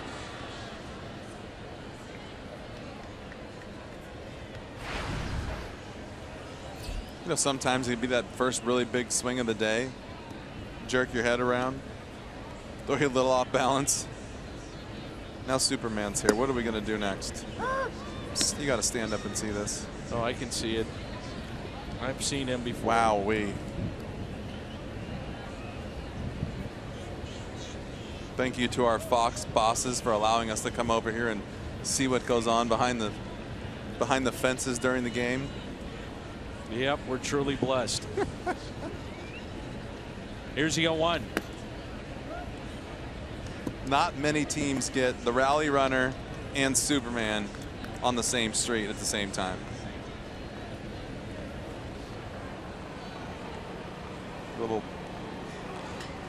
Let's be honest. You're a grown man. What possesses you to do that? What? This the rally runner, the Superman, or that sauerkraut dog right there? Well, I'll take the dog. Hit down the right field line and out of play. Yeah, the dog I've got no problem with. I'm not sure grown man is the word, but I like it. If he's going to, a lot of people cheering on their team, he just picked a different way.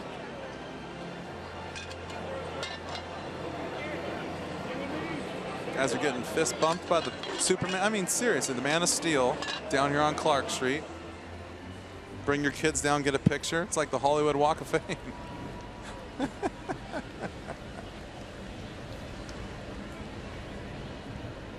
Scaring the heck out of these little kids.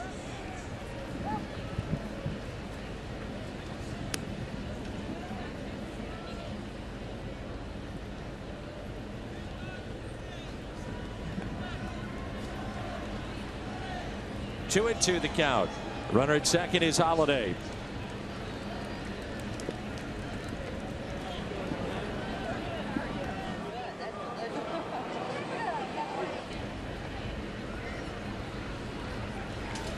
Chase that pitch down in the zone, and the threat is through, but the Cardinals tie it up.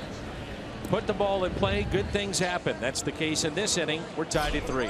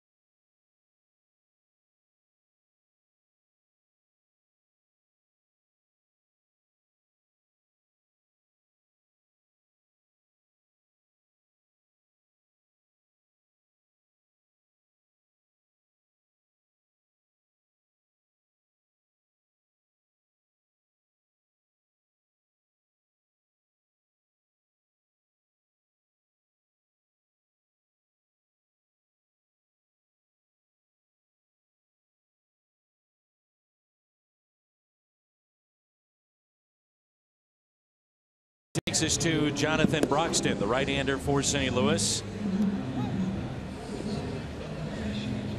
Good relief work from Matt Bowman. 2 scoreless innings. That was in relief of Michael Wacha. We're at the top of the 7th in a 3-3 game. Broadcasting from the AT rooftop. Once again, all-you-can-eat buffet, full-service bar, free admission to the Cardinals Museum. We'll show you a little bit more of the museum as our afternoon progresses. A ticket deal, $60 all-inclusive to come on up here. Check it out. August 23rd through the 25th against the Mets. September 26th through the 29th against the Reds. Cardinals.com/TV. First pitch is a ball, and we're underway. Christian Yelich at the plate. And again, that's Cardinals.com/TV.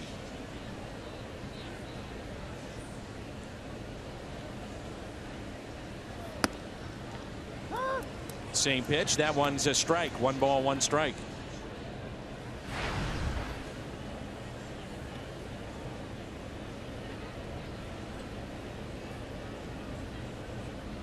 Looks like Rosario called the changeup, the 1-1.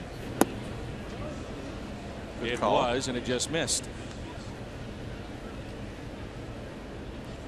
Yelich's fly to left, lined out to first, and also singled back in inning number 5.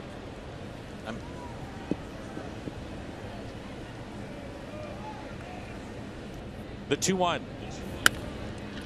Off the glove of Broxton and into center field. And Yelich is aboard in this 3-3 game. And it brings in Stanton and a chance to do some damage with a runner on. Kubota power stats. Stanton, the Marlins home run leader with 20. Ozuna sitting today. He's on their bench with 17. Bohr is hurt, high ankle sprain with 15. Then Yelich and Real Muto, the catcher that also bats leadoff. Stanton has struck out twice, and he has doubled and scored back in the 4th.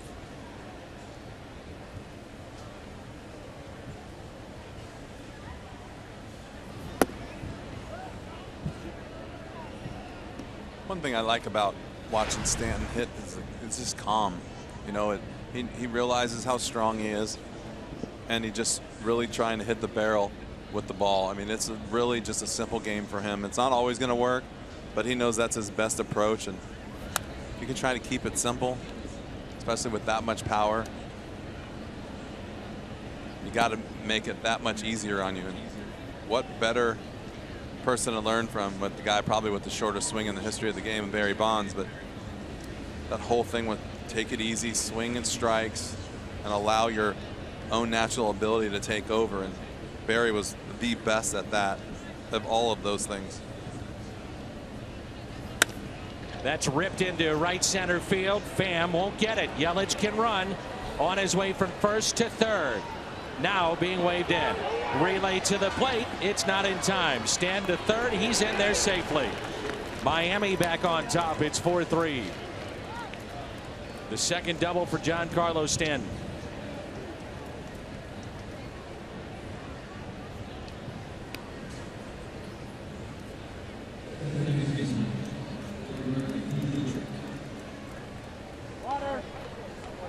Mentioned that Yelich with good speed standing at first, and that ball gets in the gap. Once he sees it's down, he's off to the races. Those big long strides, flying around the bases. And Stanton doing a good job here. Just keep running. You can see the plays in front of him. Don't need a coach or anybody to tell you. You just keep, the ball keeps moving, you keep moving. Infield is drawn in with Stanton at third base and nobody out, and this crowd is quiet. Cardinals have been out hit 11-3 in this game.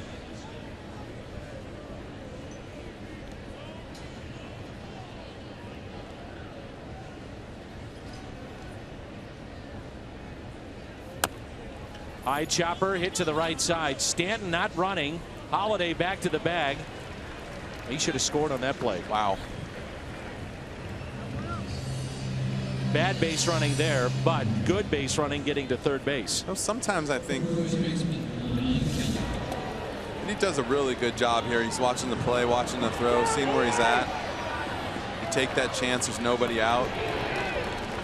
But then you get all the way to third. But you got to look at it this way too. He's at third. It's only, you can see right there, he was already committed to going back. And that's the one thing as a young player.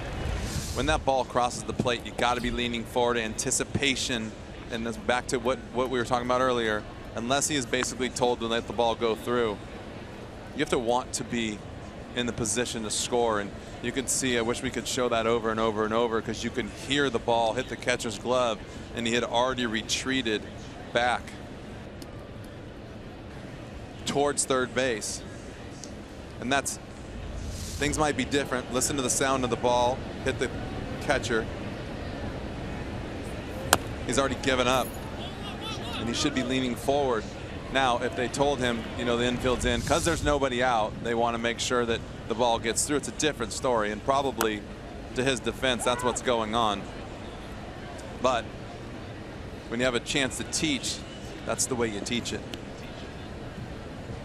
And I'll be willing to bet that they told him to make sure the ball goes through the infield, so his aggressive lead gets taken away, and you really just kind of relax and wait for the ball to get through the infield, or you're really thinking it's going to be a fly ball.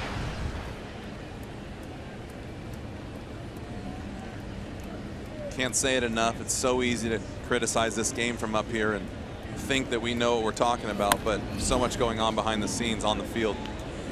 May have a play here. Catch made by Pham. Here comes Stanton. Throw to the plate. It's not in time. Just got in before the tag.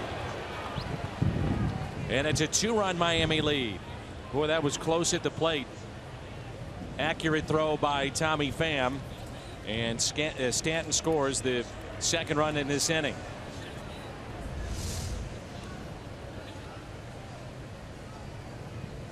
Wow. Clearly safe. Just gets in there. Fairly safe to say that that run probably doesn't score without the no contact rule. Makes it a lot tougher for the runner to slide in there when he's contested, not just given home plate. He would have blocked him off right there. One split second was all you needed between safe and out. Well, he either gets trucked or it's maybe a half step to the outside, and that's what you need.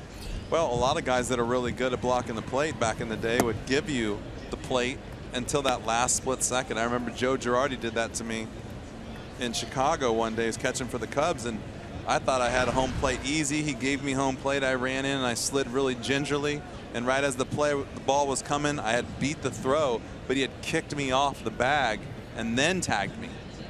And so there's a lot of ways to play that game. The fly ball into right, and the catch made by Piscotty. Miami picks up 2 against Broxton. Time to stretch, and it's 5-3 Miami.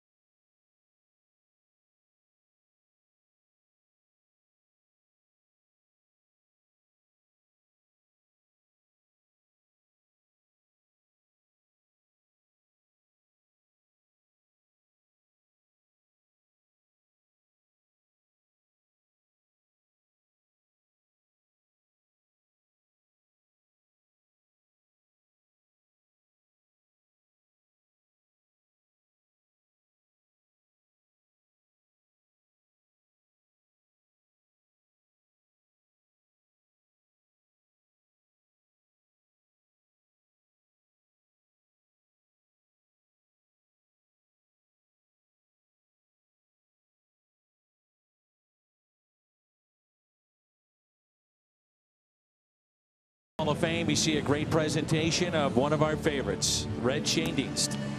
Those specially priced tickets, cardinals.com/TV. All started 1942 for Red. Germantown, Illinois native. He answered an ad in the paper. National League club looking for players. He hitchhiked 55 miles to make it to St. Louis, signed with the club, and he told me he really had no intention of being signed. It was the whole idea was just to come and watch a ball game. Well, he was signed, made it to the big leagues in 1945. He filled in for Stan Musial, who left for military service. And what's amazing about Red is Jerko is the player at the plate. Caught a wire staple in his left eye as a teenager.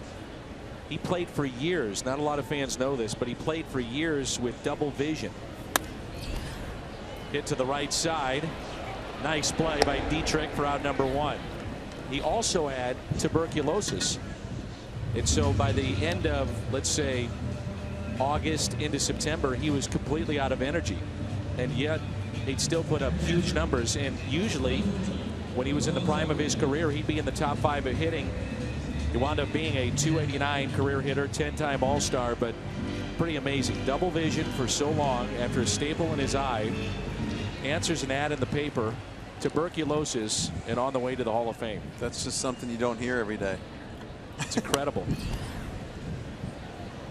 This is our Honda home run inning. Rosario at the plate.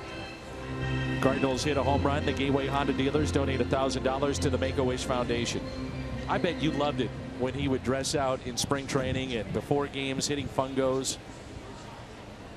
Just seeing Red around the ballpark. In many ways the heart and soul of this franchise. Became a great manager, obviously, and some world championship teams, and was a coach on one. Interim manager at times when the team was in a state of flux or transition with the manager that was fired. Invaluable resource for so many players and for front office personnel. The managers up today still ask him questions. What are you seeing? Who do you like? Such a wonderful person. Got to spend a lot of time with him over the years while he was shagging fly balls during batting practice and always in the outfield. Just still going strong. Saw him yesterday coming into the locker room. Was here pretty much every day. Just you're right, just an invaluable person to be around. Just so much baseball history.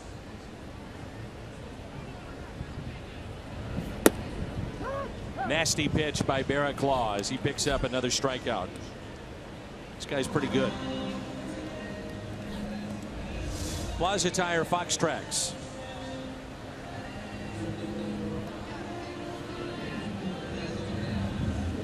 We've shown you Stan, we've shown you Red, and that's just maybe 5% of what you might see if you walked into the museum today.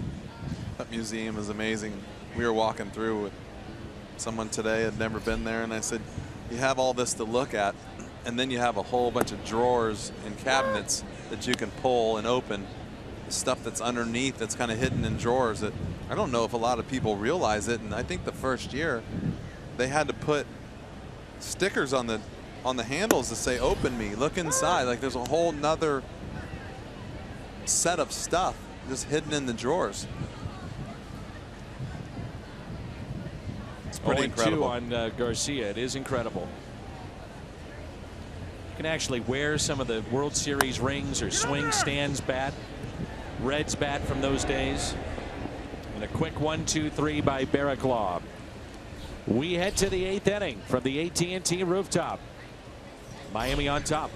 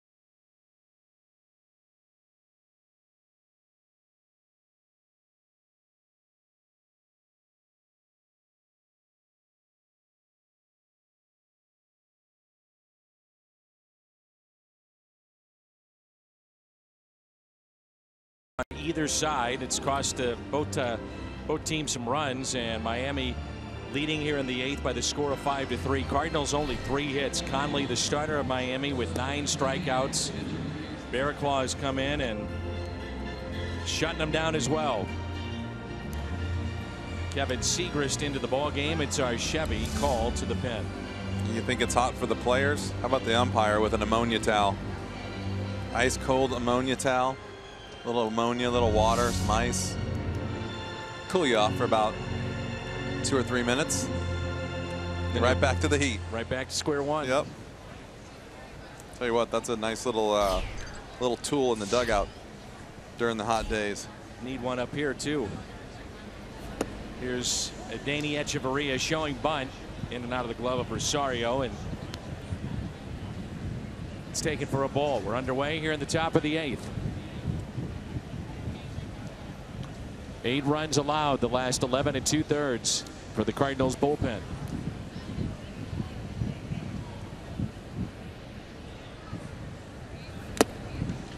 One ball and 1 strike.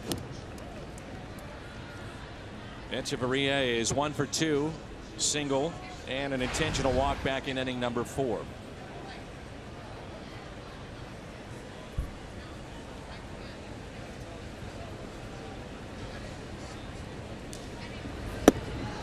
Good fastball again by Kevin Segrist. What is it about Kevin that makes him successful? You know what? I don't know, because I think the thing that I see is tall, lanky, downhill, but it's random that a guy that you see throwing 97 and still get the same swings at 93. And he has that crossfire, good down angle, and you would think that a guy like with the velocity like him, when he has 97, he's going to be so dominant. But you see 93 is just as dominant, so he's got good life to his fastball. Ball is down, crossfiring a little bit, and you know what I really like about Kevin Segrist is he hits his spots. Look at it. Fox tracks right there. He had 4 pitches all within 1 ball of each other, up, down, and to the right. And pinpoint control is usually outweighs velocity.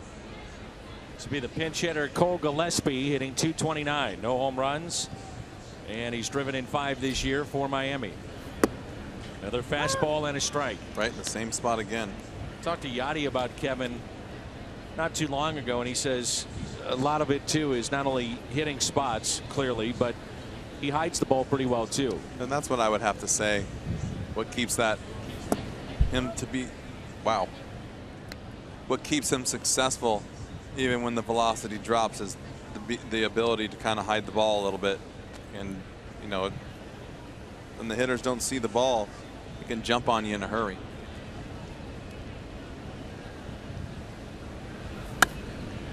Lined into right field for a base hit. Well, we talked about it earlier, how one pitch can change an at bat, and with Gillespie, first pitch a strike, the second pitch was the identical spot, call the ball. So instead of being 0-2, you're 1-1, and he does a nice piece of hitting and taking that the other way.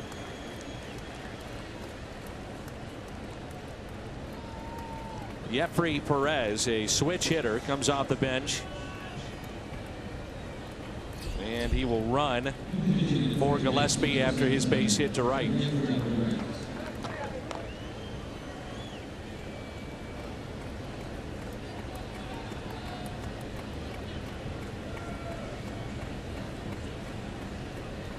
Make sure that he's not trying to run first move right here. And he is. Throw down to second and botched again.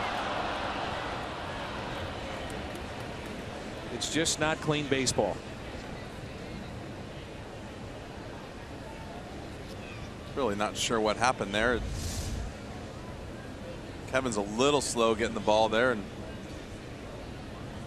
throw just looked like it kind of maybe wasn't expecting the throw to be down. I mean, there's so much that goes on out there. Like you said, the speed of the game.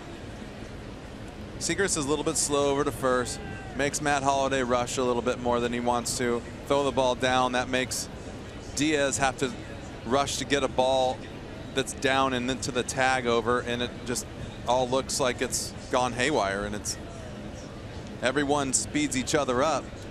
and creates one play that just doesn't look good on TV. One out runner at second. 5-3 Miami. Ichiro, a couple of hits here today. It's another thing too. Mike Matheny makes a great call. Pick over, knowing the guy, knowing the base runner's ready to run. That's what he's put in there for. Figure Seacrest is slow to the plate, and you got a man on second with nobody out, or with one out. Sorry. Next pitch to Ichiro, taken for a ball. 2-0. Ichiro, combined with his numbers overseas and what he's done here in Major League Baseball, most professional hits here in the major leagues, 7 shy of 3,000. Wonder if he's going to get to 5,000. I would say no. I forgot where he was earlier, but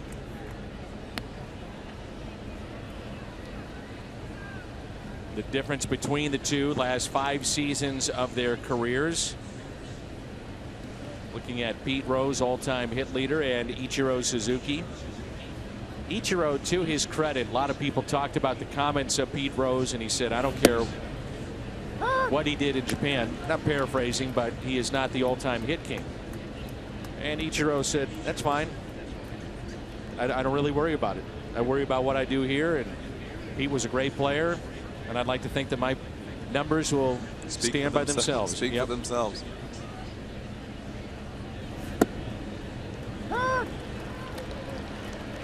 Three and 2.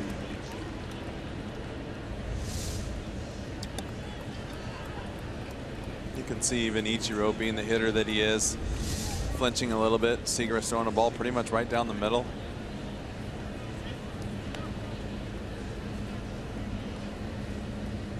A 3-2 pitch to Ichiro. Hit him where they ain't. There's a base hit again as Diaz gets the runner, caught off third, back in safely. It's another infield hit for Ichiro.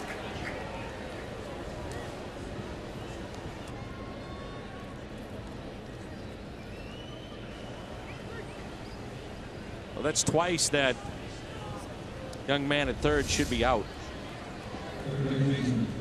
You've got no chance to get Ichiro here. And Diaz does a great job. Garcia just forgets. If you could expect the ball right there, obviously closer, but I think Diaz was afraid to give it to him, knowing that Garcia's not by the bag, but good chance to get an aggressive runner. I love that play. That ball is hitting the hole.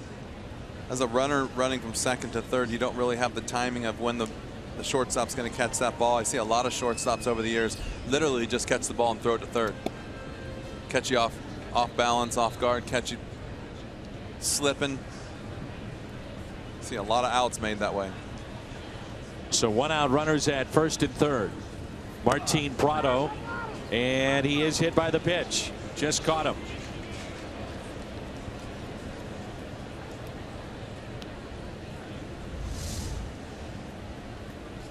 Did it get him? Oh yeah. Ooh. Barely, but it got him. If you're going to get hit, that's the way you want to get hit. Yeah.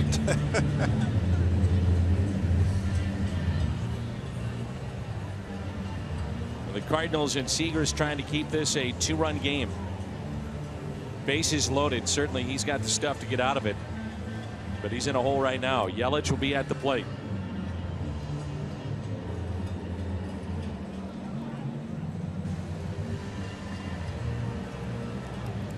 Nobody throwing in the pin. Derek Lilliquist going out there just to reassure the game plan, I'm sure.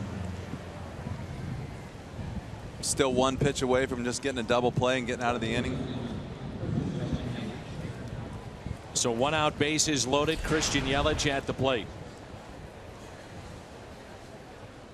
If you're hoping for the double play, it would have to be a hard hit ball right at somebody, because he can run.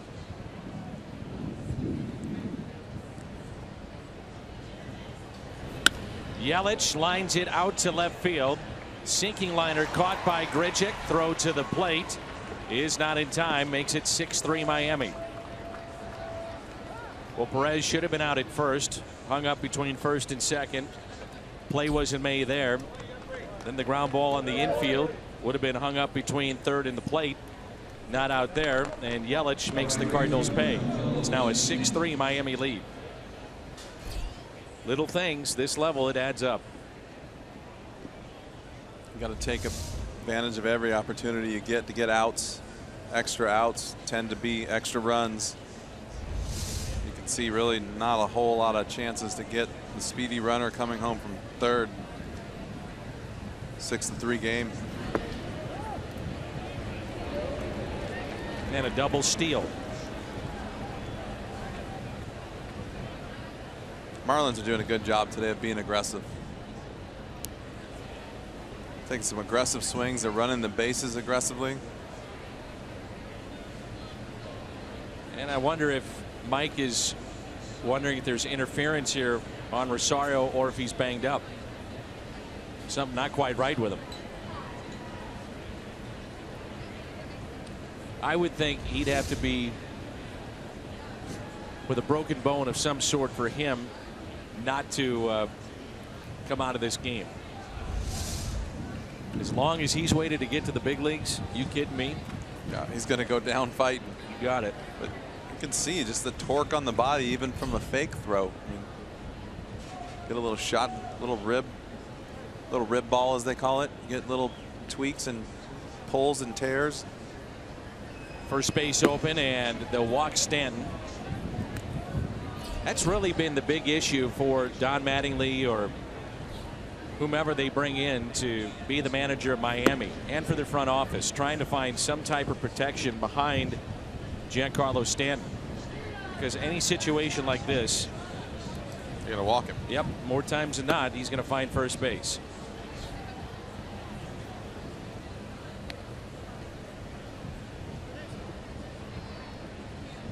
Which then brings up the question, why double steal?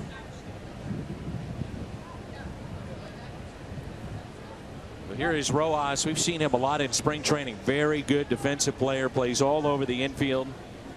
Terrific defensively. There was times when Albert or McGuire was hitting, he didn't care if you could get a good jump or not. La Russa wouldn't let you run.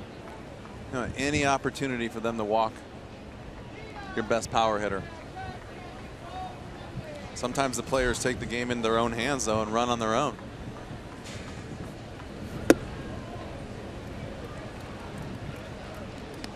Strike one on Rojas. We are in the top of the 8th. 6-3 Miami.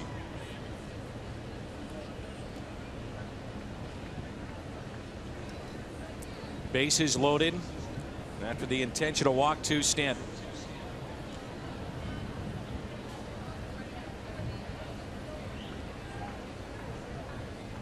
The 0-1 pitch.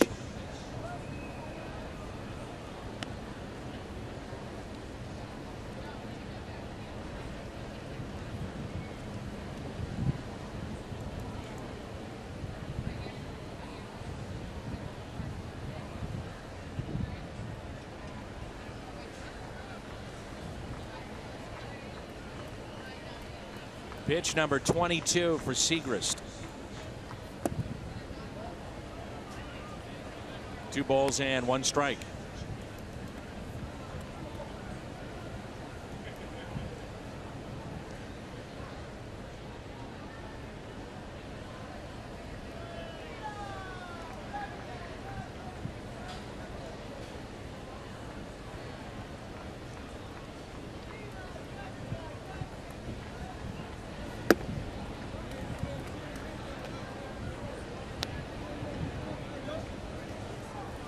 Well, hitters count. Chance to do some damage now. 3-1 the count with the bases loaded.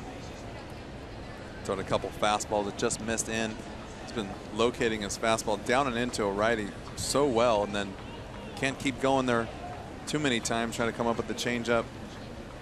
Now you're 3-1. What are you going to do here? Maybe another changeup? Rojas with a fly ball out to left field. So Segrist will strand the bases loaded, but the Marlins add to their lead. 6-3 Miami midway through 8.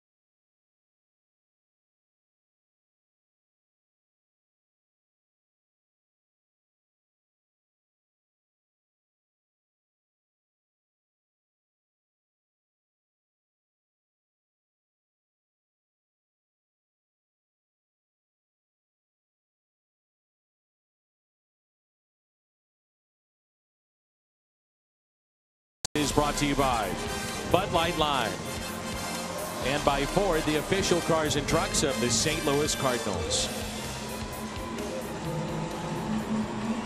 6-3, the Marlins lead the Cardinals here in the home half of the 8th. Look inside Ballpark Village. Fox Sports Midwest Live. Trying to stay cool on a hot summer day here in St. Louis. They're trying to stay cool, and we're trying to keep the paperwork down. Yep. A little windy up here. It's nice, a little breeze picking up, make it a little bit more pleasant. Could be worse. We're at the AT rooftop. Here we are. Our view to the ballpark. Over 300 tickets available for every game. That includes free admission to the Cardinals Hall of Fame and Museum. Great food, full buffet, action stations, ballpark fare, and more. All you can eat in a full-service bar. And we have our special ticket at $60. August 23rd through the 25th. Mets will be here. 26th through the 29th against the Cincinnati Reds. Fernando Rodney is in for Miami. They picked him up. And so Rodney takes over here in the bottom of the 8th. You know, game 1 was kind of a typical Marlins game this season. And to an extent today as well, where the starters don't go all that deep. And then they turn it over to what they think is a power bullpen. And we've seen that today with Barraclough and now Fernando Rodney. Good pitch, sinking action, 0-2 on Tommy Pham. You saw that changeup right there, and you saw that ERA. He has got one of the filthiest changeups that I have seen in my entire career. There it is again, trying to get it on the lower portion of the zone. 1 ball and 2 strikes. See this changeup right here, bottom of the zone, right where you're supposed to throw it. And then he has the ability to come back with 94, 95.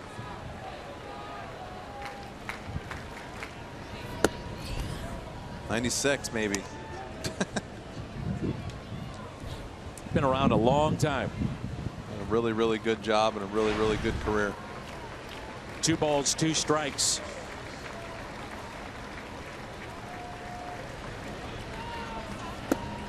And he struck him out. So Pham strikes out. That's out number 1.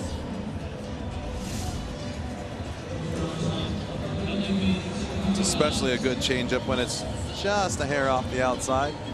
The thing about that changeup is, from experience, is he can throw it out there to a righty and it fades back, and so you give up on it.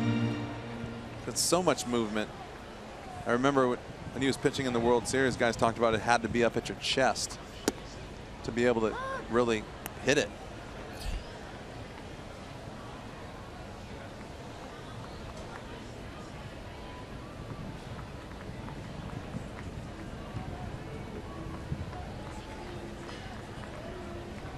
Oh, 1 pitch to Diaz, taken low and outside. 1 ball, 1 strike.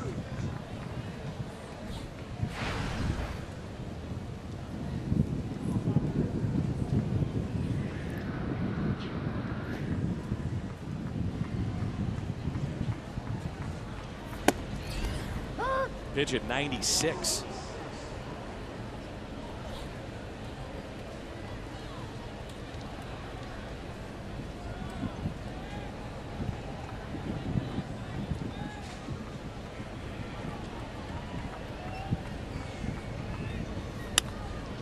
Hold foul.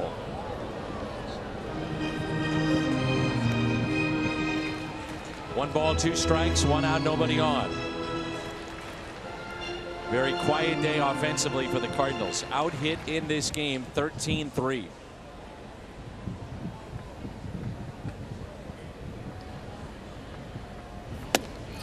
Struck him out. Diaz doesn't like that call. This copyrighted telecast is presented by the authority of the Cardinals and may not be reproduced or retransmitted in any form. And the accounts and descriptions of this game may not be disseminated without the express written consent of the St. Louis Cardinals. Beginning tomorrow night, 1st of 4 against San Diego, and then the Dodgers in town over the weekend.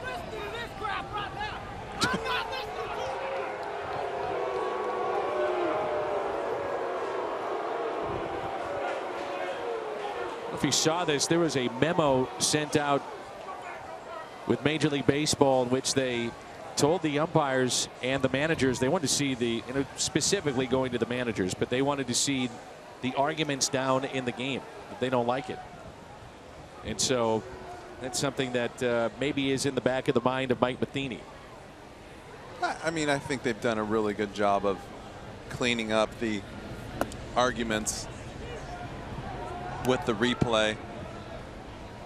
But I mean, if you're not going to argue balls and strikes, I mean, there's really no way that you can ask the players or the manager not to argue balls and strikes when you see your player questioning a pitch, and especially when it's clear that sometimes the strike zone changes. I mean, you just have to stick up for your players. There's no way you can ask managers or players not to argue.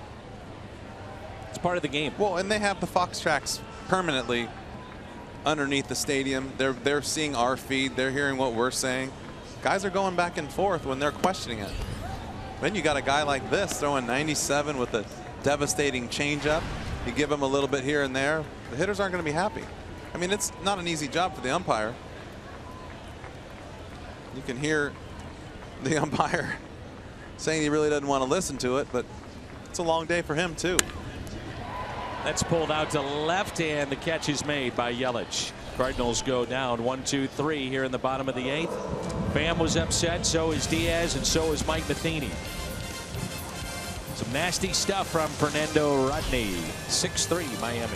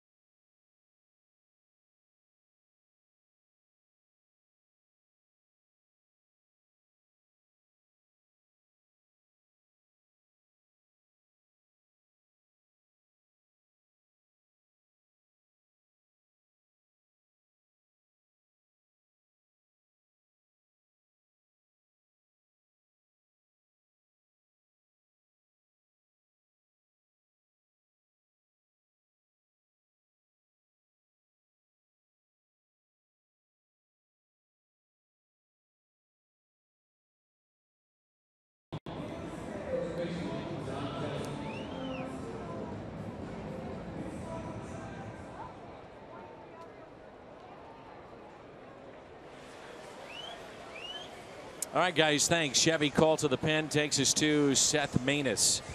19th appearance, the ERA about 5.5.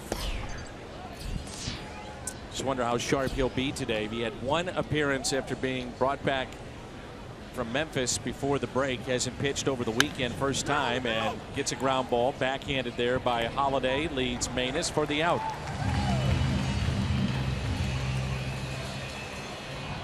Nissan drive of the game. Giancarlo Stanton, when he gets a hit, Miami is 10 games above the 500 mark. He gets more than a hit, they're 15. It's our Nissan drive of the game. Gets more than a hit?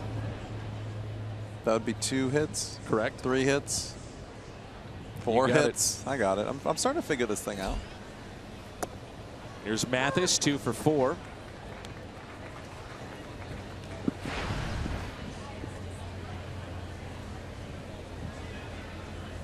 Right behind home plate. And a fly ball that's lifted into right. Stephen Piscotty is there to make the catch. 2 down. Might be the best camera angle of the year right there. I love that view. For about, what do we got, about a second and a half? Here you go, folks. See the crossfire and the movement on that ball?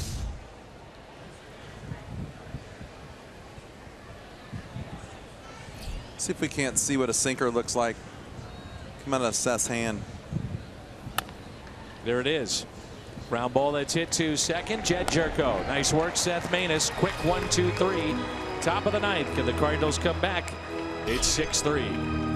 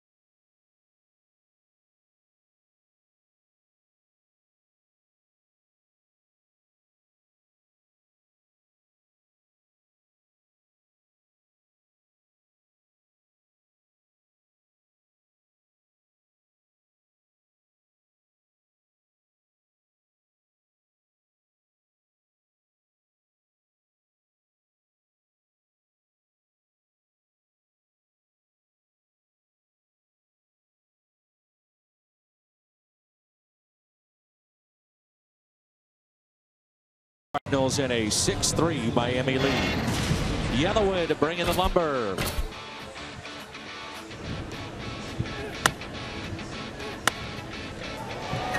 Holiday's home run back in the second inning. Opposite field, his 16th of the year. He's driven in 53. Yellowwood bringing the lumber.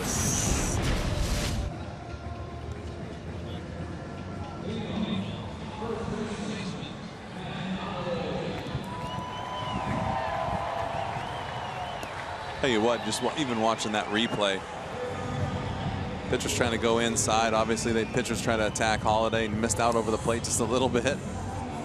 And just homer.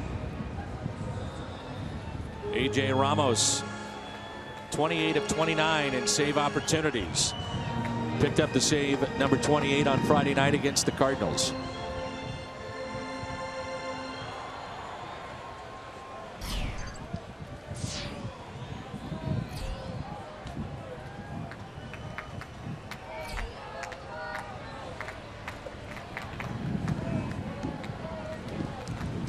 First pitch to Holiday.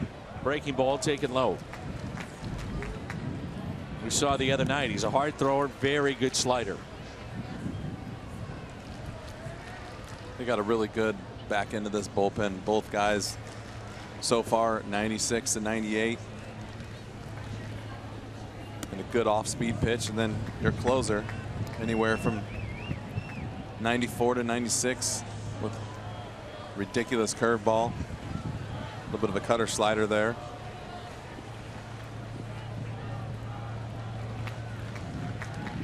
Not a fun team to be down against.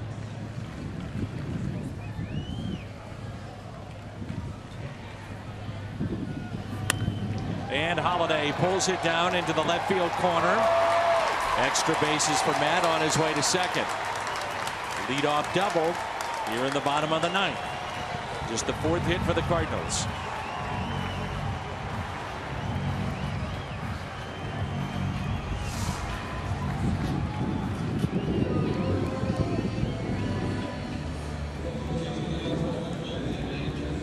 Such a good swing when he's right with his timing. Leg kick, strong balance.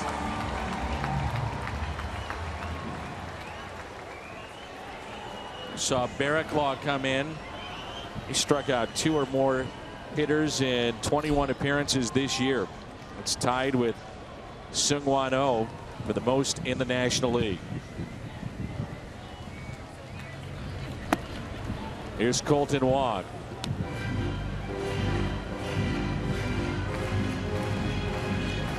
Barraclough was 5 up, 5 down. We saw Rodney, and here's Ramos, part of our Academy Sports and Outdoors leaderboard. Familia of the Mets has been terrific. And just back of him, A.J. Ramos.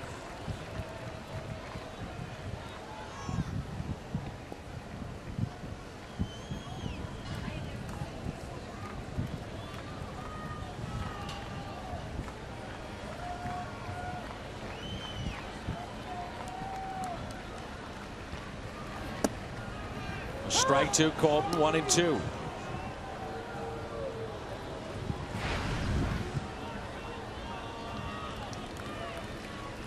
Saw a 3-hit day this afternoon from Ichiro Suzuki. 6 hits shy of 3,000. And a ground ball that's hit sharply to first. Rather a line drive, but from our angle looked like a ground ball. Regardless, Holiday still at second base. Here's a look at what we're watching. Some a little bit off the monitor, maybe some out there, but line drives look like ground balls. Ground balls look like line drives at times. It happens. For the Marlins, their next 4 are in Philadelphia, followed by a 10-game homestand in Miami. So could be history and the city of brotherly love, or it may happen that 10-game homestand, 4 of which that 10-game stand are against St. Louis. I'm gonna have to go with the homestand. I agree.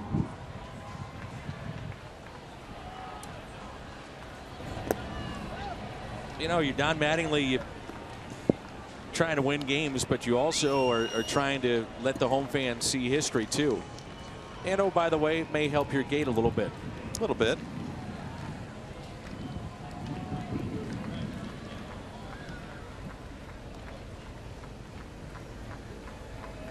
Here's a 1-0 pitch. 1 ball, 1 strike.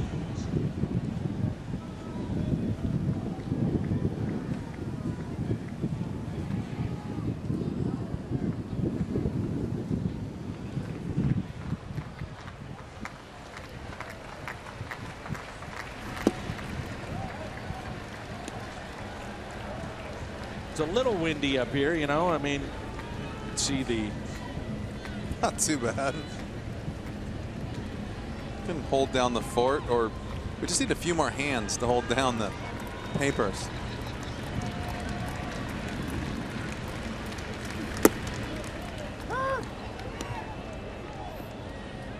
Two and 2.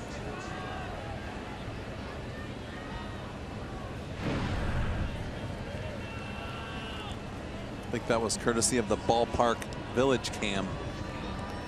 Spare no expense.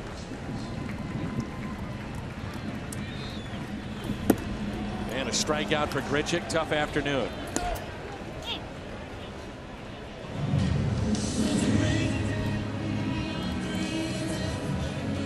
Giancarlo Stanton, our Budweiser player of the game, 2 for 4 with an RBI and a couple of runs scored. Our Budweiser player of the game.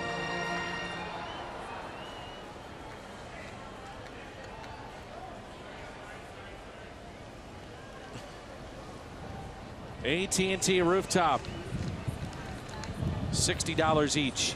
Those tickets on August 23rd through the 25th. The 26th through the 29th, that's against Cincinnati. Head to cardinals.com/TV. Where are we? There we are. Have you enjoyed it? Yes. Been a lot of fun. I love sitting out here with the group of fans and the wind keeping you cool. Different experience. Maybe a few more runs, a few more hits, but overall a nice day. That's where you cool off. There they go. They're even thinned out in there today. Ground ball that's hit to short. This should do it. Echeverria has it, and the Marlins come into St. Louis and take 2 of 3. The Cardinals, 15 strikeouts today by their lineup. That is a season high. And the pitching of Miami outstanding this afternoon. Yeah, the pitching with Miami today was amazing. It was back 3 guys at the end of the bullpen. Tremendous. Slow offensive day for the Cardinals. Tough loss, but just keep building. You know, it's never out of reach. Only 1 game, maybe 2 games out of the wild card, and just keep going out there and keep playing the game. A lot of fun from the AT rooftop. Thanks for being with us. Post-game show comes your way next with Scott Warman and Al Rabowski. Reminder, tomorrow we're on the air at 6:30. Post-game next.